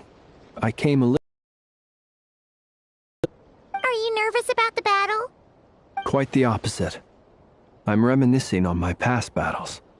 When I was awakened by the Ratniki, I had not touched a weapon in many years. I felt like the battlefield was not where I belonged. But after waging war against the Wild Hunt for so long, I came to realize something. A life of absolute peace is simply not a possibility for me. My restless flame indicates that somewhere inside of me, there is a deep yearning to root out the evil in this world. Oh, that doesn't sound like such a bad thing. Well, in the past, when I was a Fae whose primary concern was hibernation, it was hardly ideal. But it certainly serves me well here in the present. And I am delighted to be able to join forces with you in this endeavor. Looks like I'm not the first to arrive. Ah, Miss Lauma. Did you sleep okay last night? I struggled to settle down at first, because of the nerves. But don't worry. I got enough sleep in the end. I'll be just fine. Please, I'm just doing my part. Never! Over here!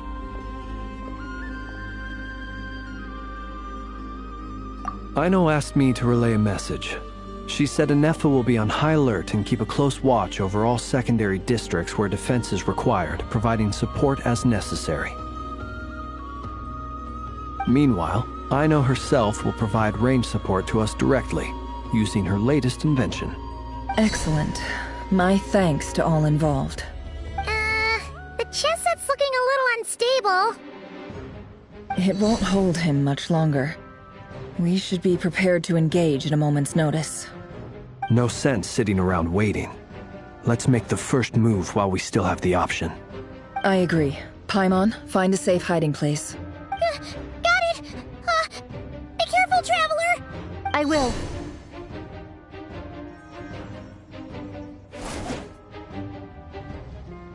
Everyone, take your positions as soon as the battle starts. Every ounce of strength we have in our bones, let us bring to this fight. Ready? Let's go. I've seen all your futile ploys before. You have become the authors of your own demise. I wouldn't be so sure about that. You are merely a moment of sport before I tear down the moon.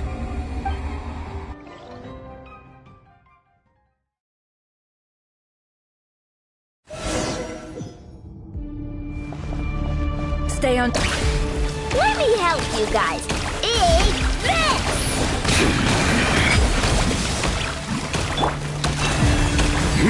Observe.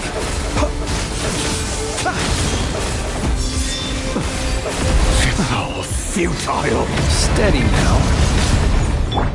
The moonlight Can't hide the truth. betrays you. It all adds up.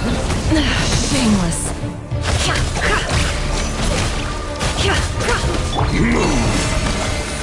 No more lies. The mystery unravels. Pathetic.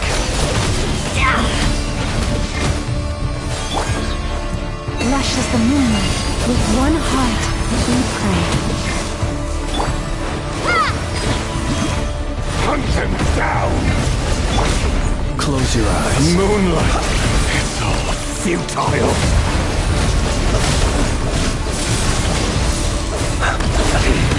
Pathetic. Can't hide the truth. It all adds up.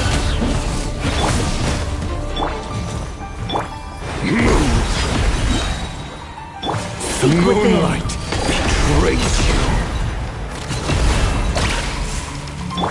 By the frost moon of old, grant... The night cometh. It's all futile.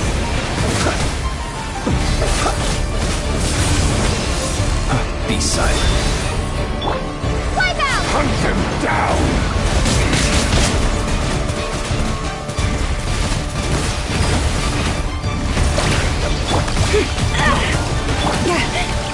Receive my blessing. Observe. You Began with the moon, and so shall it end. The moon will protect you.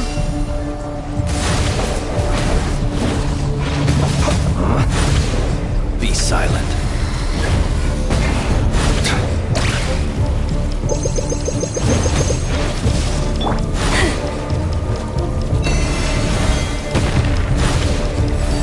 Can't hide the truth.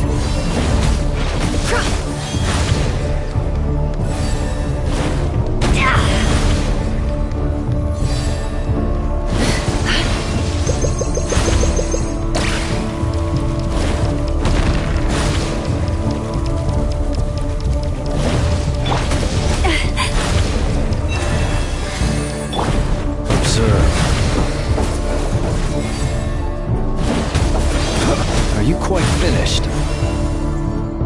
Do you see?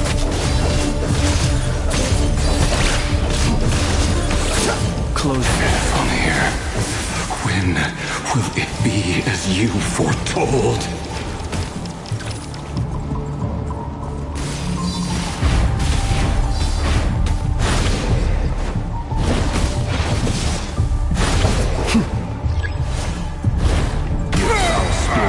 Welcome here. With one heart, we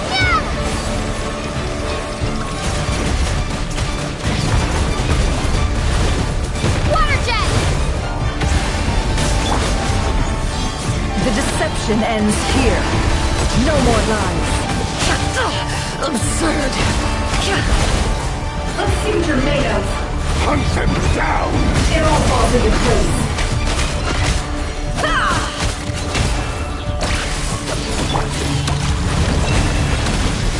The long sleep beckons. Be silent.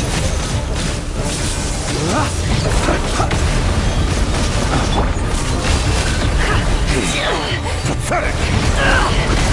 Seek within. And come clean.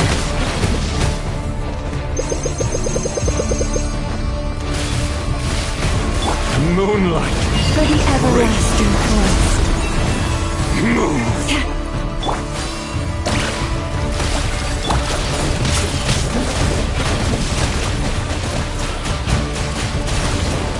The moonlight betrays you.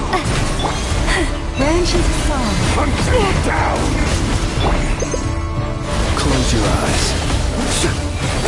Steady now. It's all futile. Hunt them down! Poor last lamp. It all adds up. Move! Time to go clean. Water jet! By the frostman of old. The moonlight betrays you. Hunt them down! Are you quite finished? The mystery unravels. Can't hide the truth. Your little game of heroics is over. Betrays you. Who wants to go first?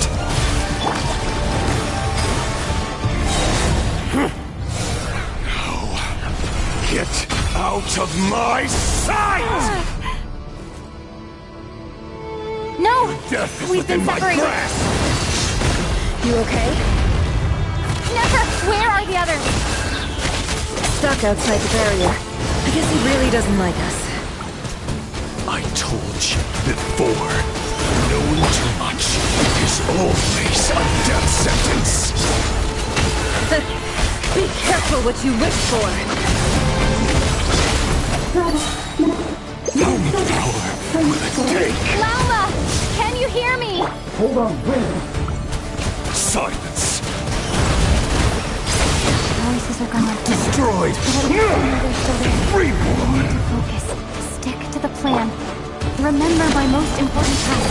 First, stall him. If I can stall him for long enough, the moment will come.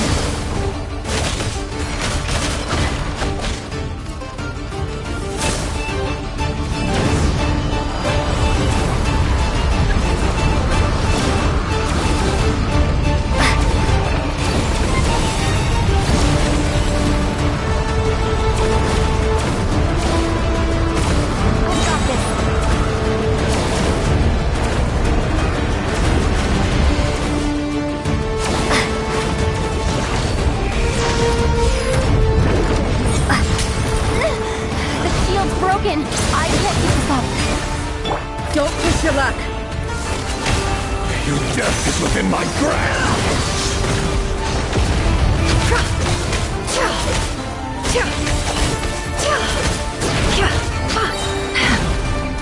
Seek within. Can't hide the truth.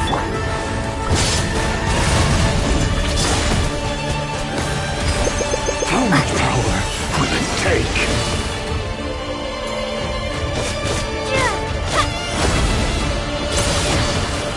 Nowhere to run, nowhere to hide. Water jet!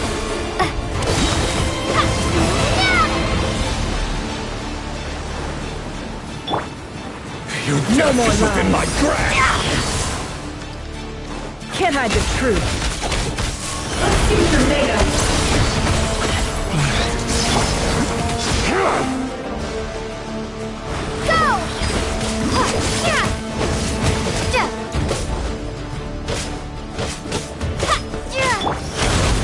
It all adds up. No more lies. The mystery unravels.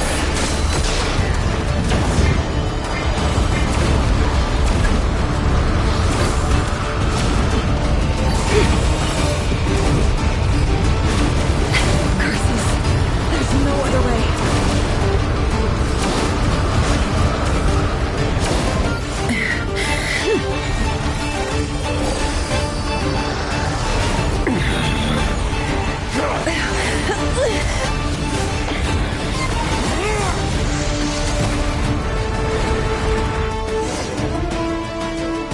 The only way to defeat Rarer is to borrow his own power. That means Columbina will have to disappear while you two bear the brunt of his attacks. You have to hold on. Find a way to keep him focused on killing the two of you.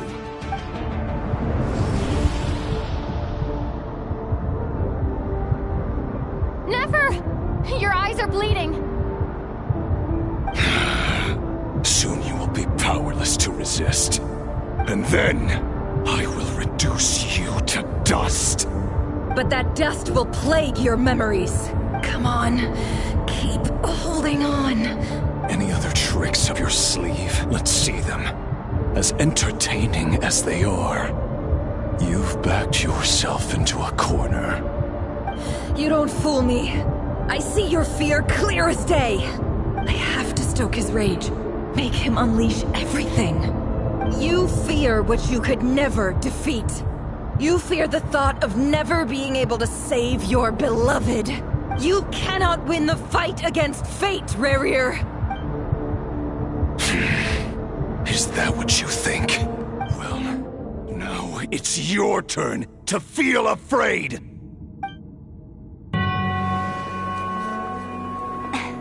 You fear the sound of your own name?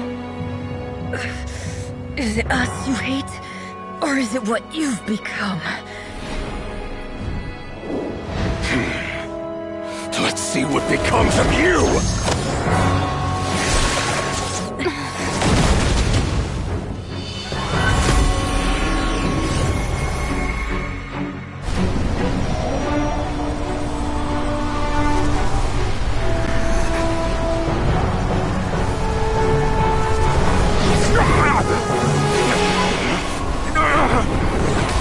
What's happening? That power. I've seen it before.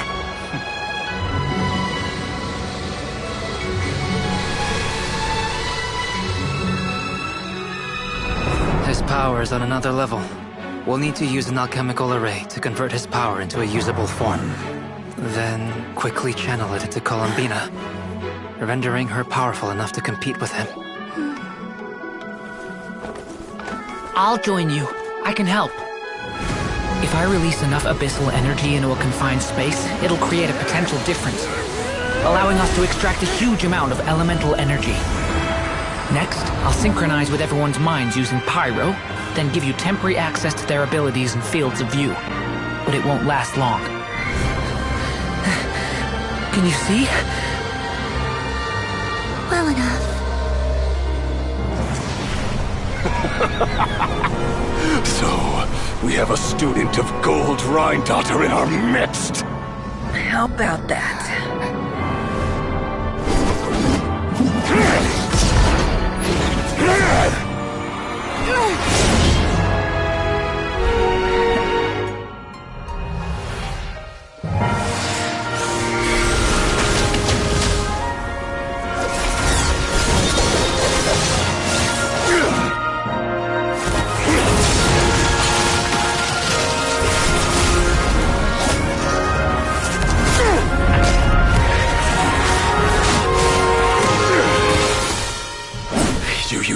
own power against me?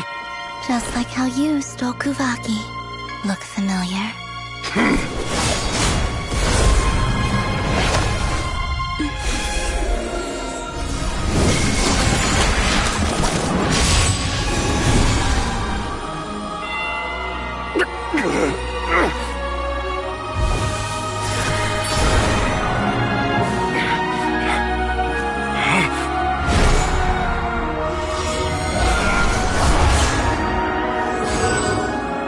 Don't you realize? You don't have the power to hold that gate open! I don't, but someone else does.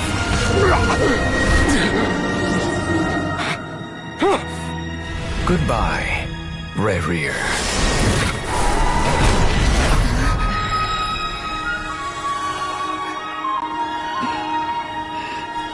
We won.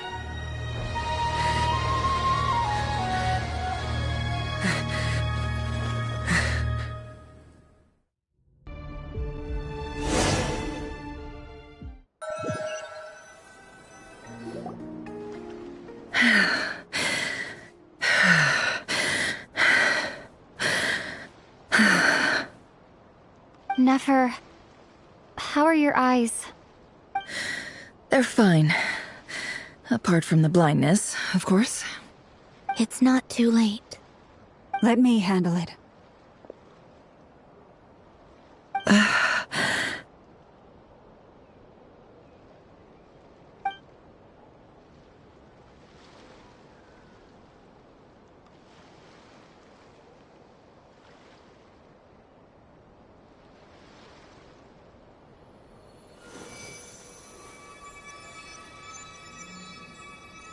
Miss Nefer, it's not like you to lose your composure. That was the most reckless thing I've ever seen you do. Reckless how? The situation was critical. Our lives were at stake. We had to do something. Even so. Okay. I guess you're right. Under the circumstances, it was a wise decision. You traded your eyes for an incredible victory. In business terms, I suppose that's a huge return on investment. I'd be hard-pressed to argue otherwise. Still, I don't like this outcome, and I don't want you to lose your sight for good. People suffer when they make sacrifices they shouldn't have to make, whether that means faith, strength, or in this case, your ability to even see. I had hoped you could win without sacrificing so much as a single hair on your head. Thank you. Really. All done. Don't try and open your eyes just yet. We'll see how you're doing in a couple of days. Until then, please follow your recovery plan to the letter. I'll send full details through Yehoda. For now, just get yourself home, relax, and rest. My dear friends, we have fought bravely and achieved a spectacular victory. A dark cloud has been lifted from the skies of Nodcry. All in this land will be grateful for what you have done. The moon will remember this day. Thank you both.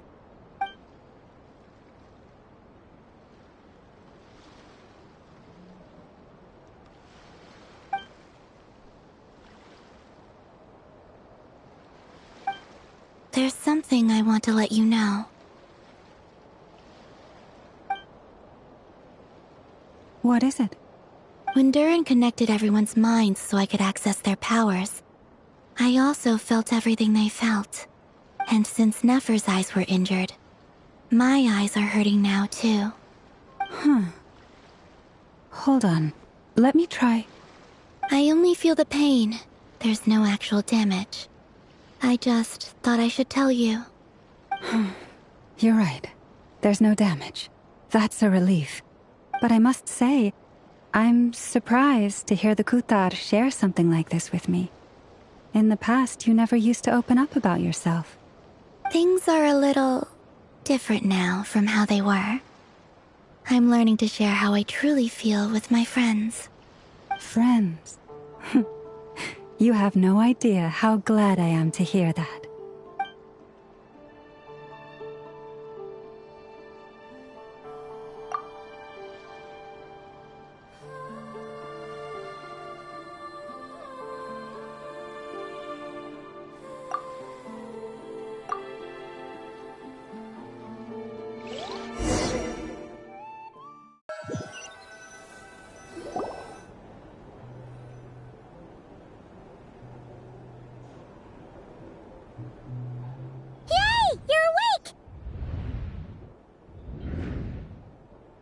How are you feeling? Any aches and pains? Did you sleep well? I'm doing all right, Paimon. No need to worry about me. Phew! Well, that's good. Paimon's been sitting on the edge of the bed worrying about you for ages. You slept a whole day and night. Poor Paimon had to eat all by her lonesome. Glad to hear you didn't starve. How was the food? Well, it wasn't the same without you there to share it. Honestly, Paimon just can't relax when you're not your usual self.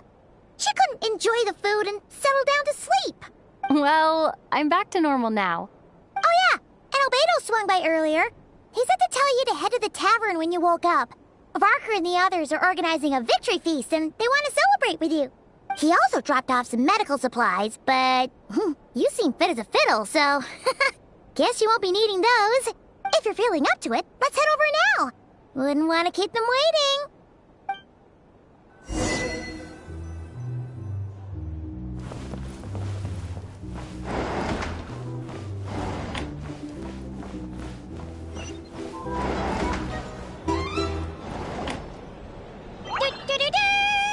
We're here! Traveler and Paimon! Perfect timing! We were literally just saying how there's no way we're holding this victory feast without you any longer, and we would have postponed it till tomorrow. How are you feeling today? Much better, thanks. Don't worry about me. Relieved to hear it. If that changes, just let me know. Happy to check you over at any time. Yep, we're here for you. Anything you need, just let us know. Oh wait, where's Nefer? How are her eyes doing? Nefer's right over there. I'm sure she'd love to catch up with you.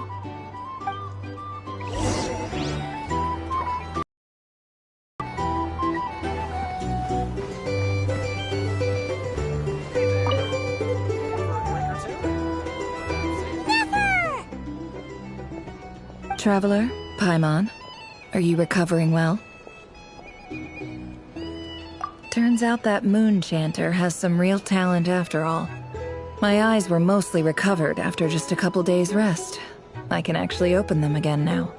Yeah, but you gotta be careful. Lauma says not to strain your eyes while they're still healing. Yes, thank you. I'm well aware. Yehoda, could I borrow you for a moment? I could do with an extra pair of hands.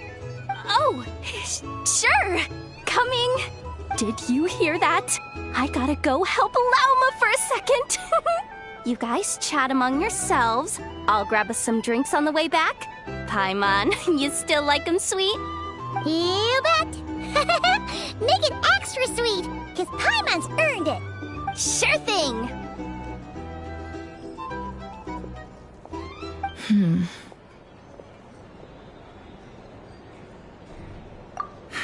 The Raker of Solnari. Kind of a snake, don't you think? No, definitely a snake. A poisonous one who spewed his venomous hatred everywhere. Anyone who seeks revenge out of hatred for other people has become a snake. That's something my dad used to say.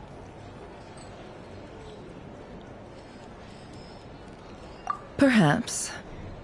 I'm sure it sounds like a very wise and open-hearted perspective to your ears. But me? I think hatred is a perfectly justifiable emotion. What else is left when everything you depended on in life gets stripped away? Something's gotta fuel that drive to keep on living. If you're worried about me, you can nip that in the bud. I'm not someone who gets stuck in the past. It's just... I suddenly feel like I was wrong to call my father a liar. He was just a fool. That's why the Academia turned their back on him, and why the other tribes ganged up on him. Oh, Father. How much better things could have been if you were a skilled liar. Look at the Ibis King. Thoth is a fiendishly cunning liar. And yet, strangely, he feels more like a father to me than my real dad ever was. He's never brought it up, but I'd bet he feels the same way. Why else would he give me the power to perceive the truth, while at the same time training me in the art of deception? Well, King Deshret banished him to Aru, which is essentially a prison, and posed 3 questions to him. He promised that he'd have his freedom if he could find the answers. His response was to take on a physical form and approach me, hoping that I could become his envoy and search for one of the answers on his behalf. Did he really think I'd fall for that? He's stuck there. He can't make me return what he gave to me. So that's enough for you to decide he's nice, is it? He's a prisoner, and he was scared. So he decided to perform some good deeds to win people's approval. He lives in fear because he's a deceiver. How is Rerir any different? You can't work as a spy your whole life and expect a happy ending. It's preposterous. Yet I can't say I don't understand it. Liars live in the darkness of their own making. But it's still human nature to want to go on living. They say that a liar's soul is the most worthless thing in the world. What do you think?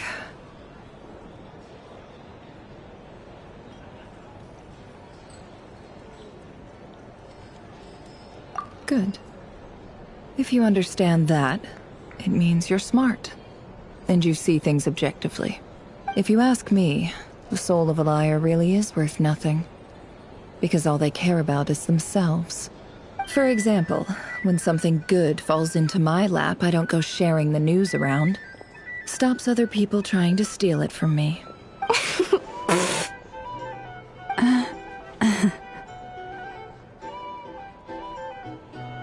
So be it. They have sharp ears. I can't keep anything from them.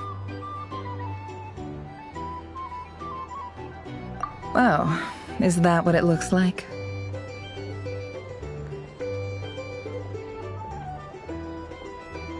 Well, you all know my past now. And I can't simply eliminate everyone who knows too much. So I guess I just have to put up with you. For the foreseeable future, at least. When you find yourself in a situation you can't control, the safest play is to keep calm and start monitoring everyone involved like a hawk. In the intelligence world, you need to have a sense of perspective and play your hand accordingly. If you understand what's at stake, please ensure my secret is safe with you. I trust you'll respect my wishes as a friend. But don't forget, I will also be watching you like a hawk. Very good. Oh wait! Now that the panic's over and we've all calmed down, Paimon suddenly remembered something. After all that build-up, our mystery ally never showed up even once!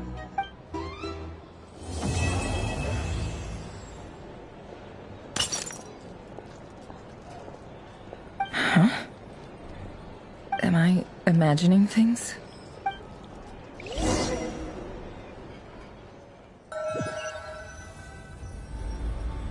So, that close colleague who stayed behind with you? What's he been up to recently? Don't know, don't care. I get more normal human interaction from hanging out with Bosco too than him. Although, now you mention it, he hasn't bothered me in a while. I wonder if... If he's disappeared without a trace, it's the biggest gift he ever gave to the world. But I somehow doubt that's what's going on. He won't lie low forever. So we'd better stay on guard.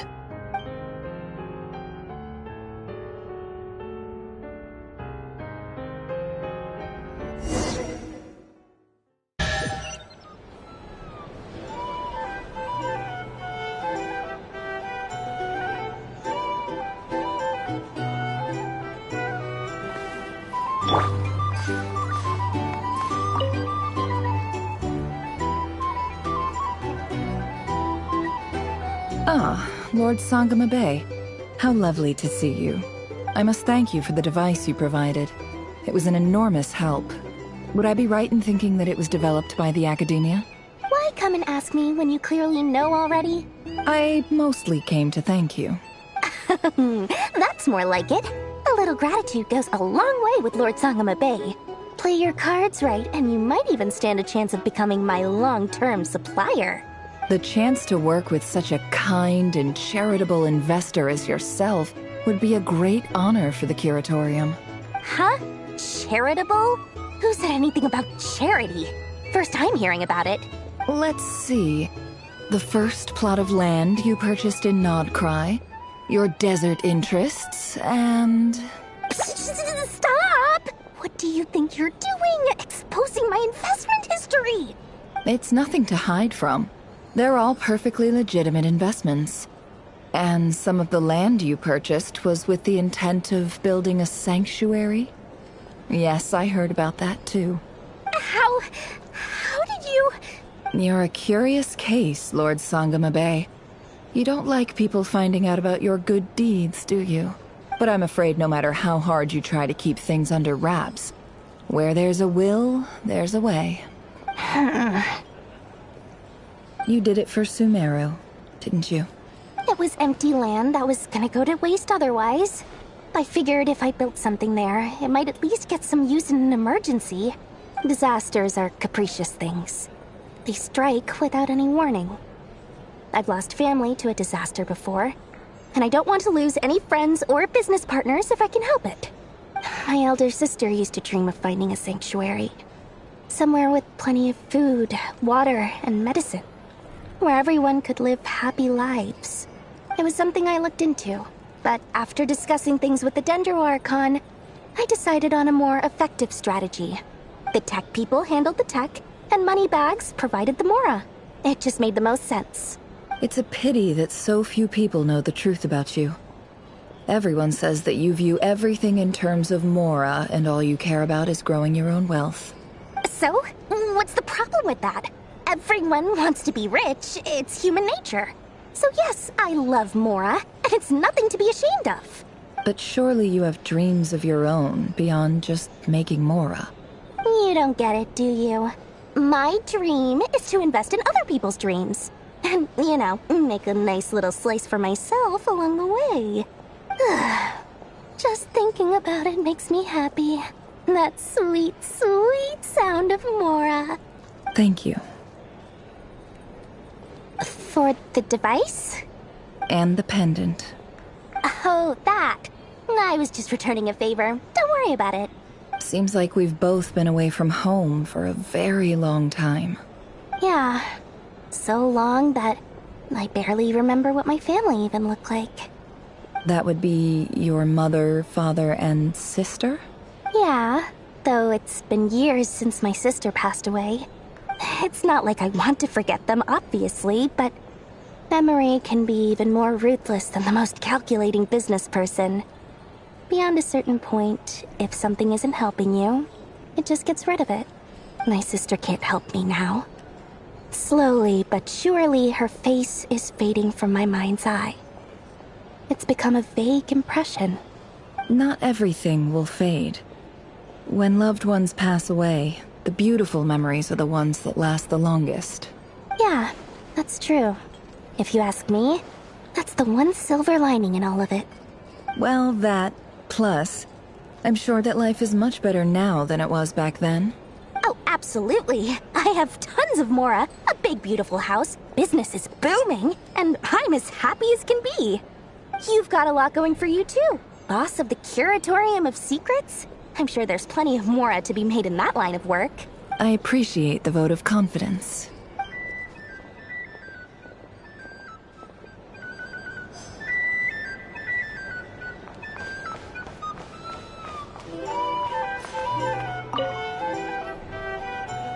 How have you been holding up?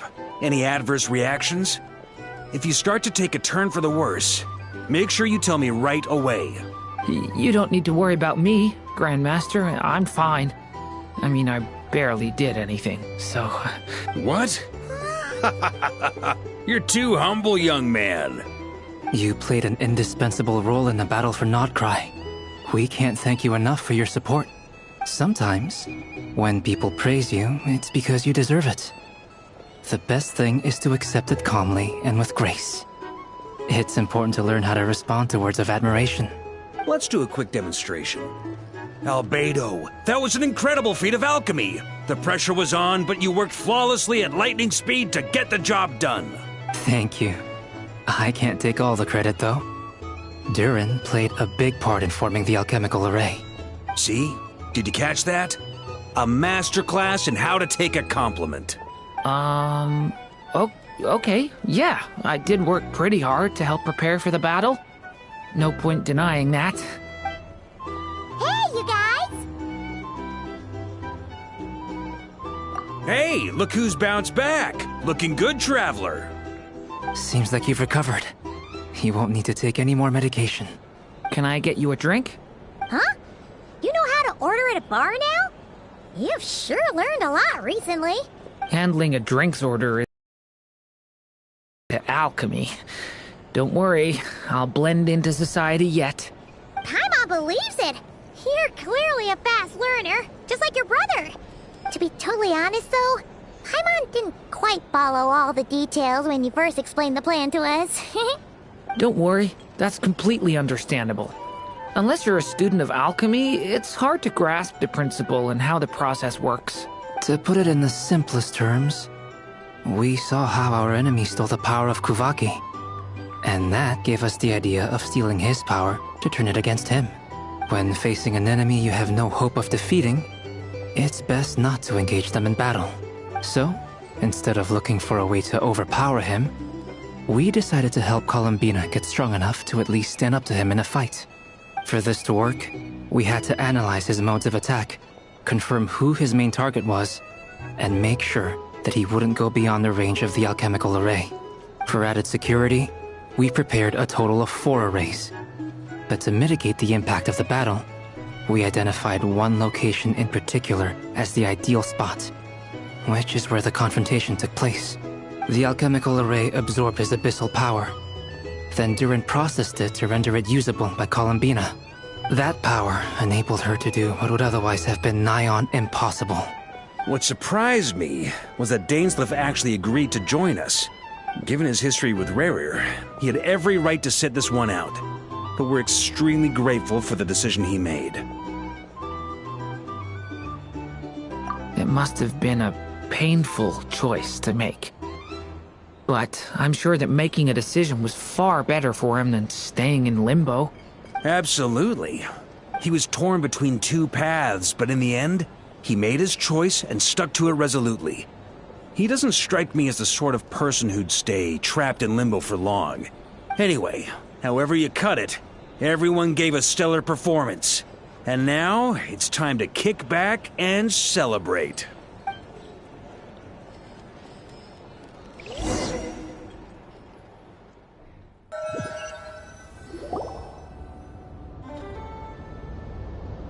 That's the only reason you're here. Yes. I've thought a lot about it. And I've realized that you, me, and Arlecchino should be friends. I think this is very important. So I felt I had to come and tell you. Well, this is a new one. I'm so moved. I can't even hold my teacup. If that's all, you can leave now. Do you not want to be friends with me? Or is it that you prefer being co-workers? What is this, Columbina? Are you deliberately testing my patience threshold? Right now, my politeness module is active. But if you say another word, I swear I'll shut it down. If your politeness module was active, wouldn't you say the word please at some point? Polonia, please see Lady Columbina to the door. Will you still invite me to your next tea party? What? Yes, I think you will. Bye-bye, dear Sandrone.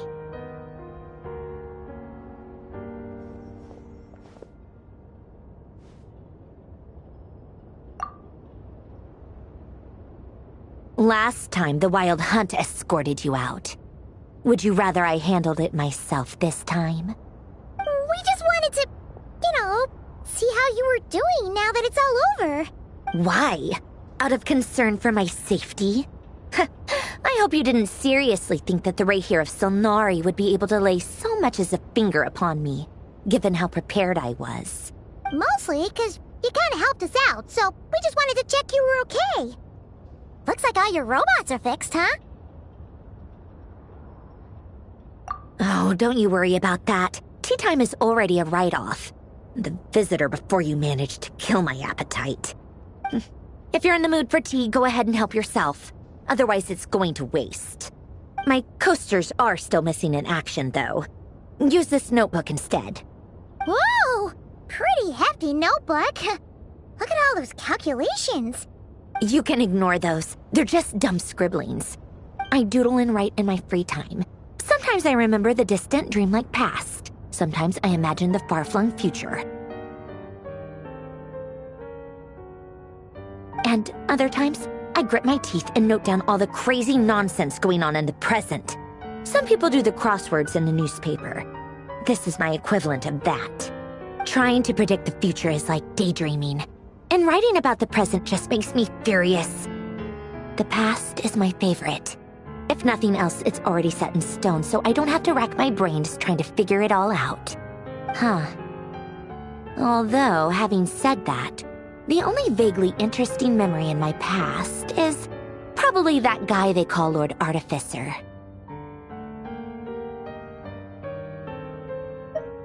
Who else? Pretty much all the mecha in Fontaine are his personal handiwork. Wait, are you saying you know him? Like, personally? As a friend? I mean, I guess we were friendly enough. Yep. In fact, I'm probably the only normal person left who knew him at all. We used to chat occasionally back when he was still around. Before he passed away, he asked me to destroy all his manuscripts. I honored his request, but I did read through everything first before destroying them. I mean, I couldn't let the genius of Lord Artificer Alain Guillotin disappear like that. Would have been such a waste. So, that's where the formulas in your notebook are from? I just told you, those are my equivalent of crossword puzzles. They're just dumb formulas that I solve for fun when I'm bored. Alain's work was like epic poetry.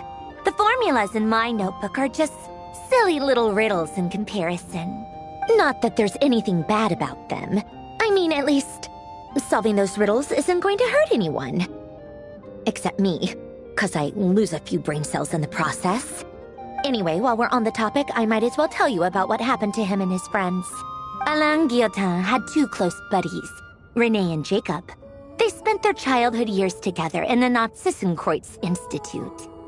They were all quite competitive, so there was some rivalry between them, but it was a friendly rivalry. But beneath the friendship and the rivalry ran something deeper, a sense of nostalgia for the past. Unfortunately, childhood would end, the prophecy would come true, the apocalypse would arrive, and the future would never be. A mad dream that would normally only capture the minds of lunatics begin to take root in their hearts. A dream of saving the world. And if Renee and Alain had been people of lesser wits, that dream would probably have ended up as something for them to joke about in their older years. But alas, they were some of the sharpest minds around. They nurtured that dream with the full power of their intellect, and it grew into something that ate away at their souls. The first of them to fall under its spell was Renee.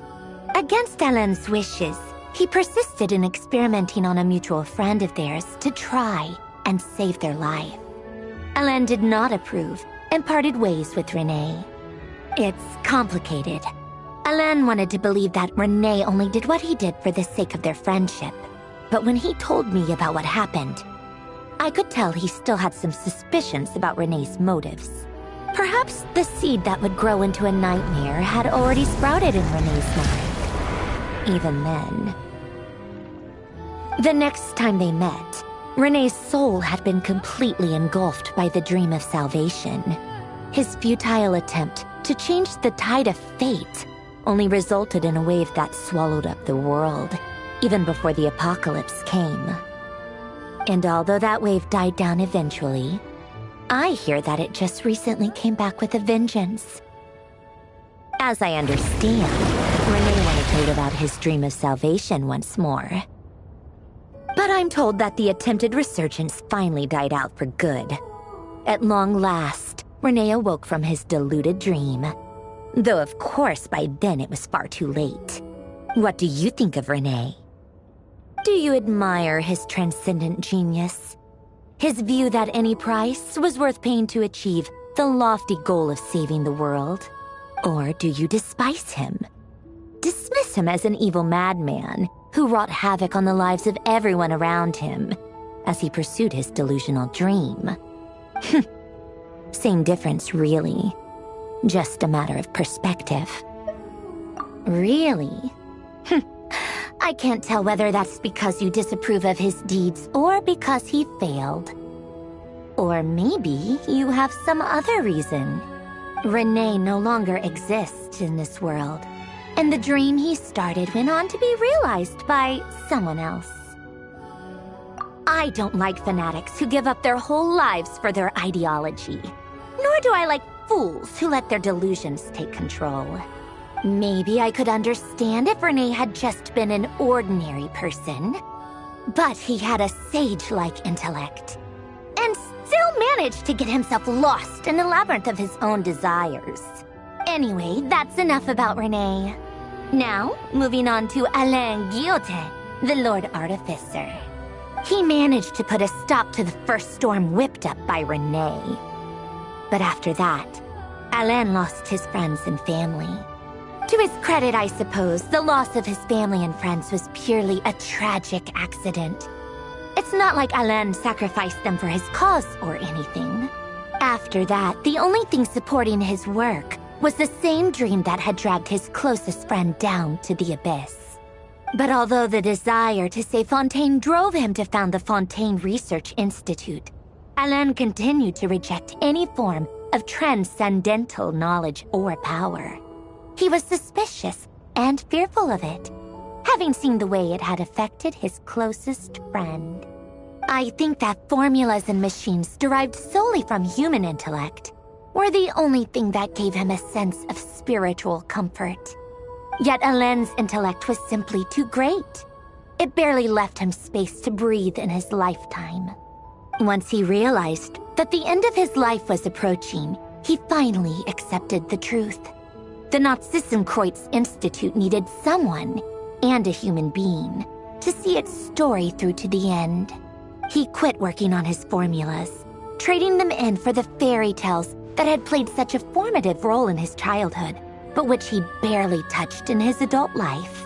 He told me that the director of the Nazissenkreuz Institute used to read those fairy tales to the children as bedtime stories. Apparently, they worked wonders at sending kids off to sleep.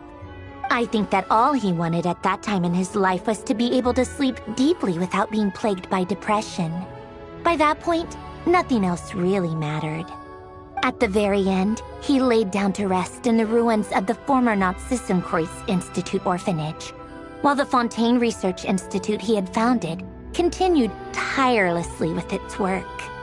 Many years after that, tensions over competing dreams would once again cause a rift, this time between members of the Fontaine Research Institute.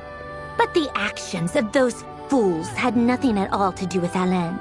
And that is the story of two people from the Nazissenkreuz Institute who both wanted to save the world.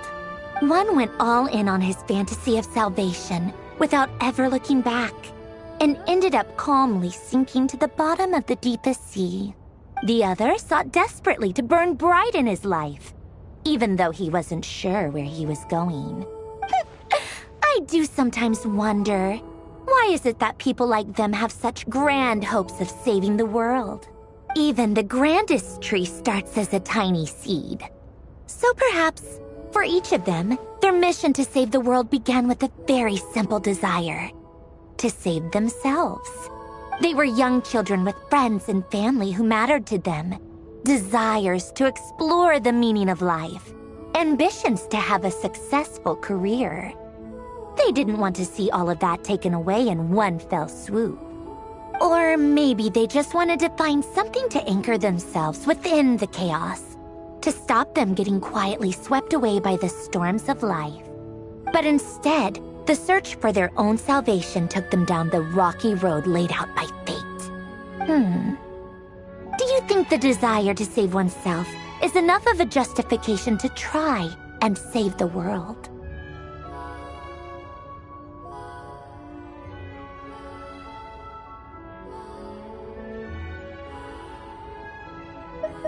You don't know?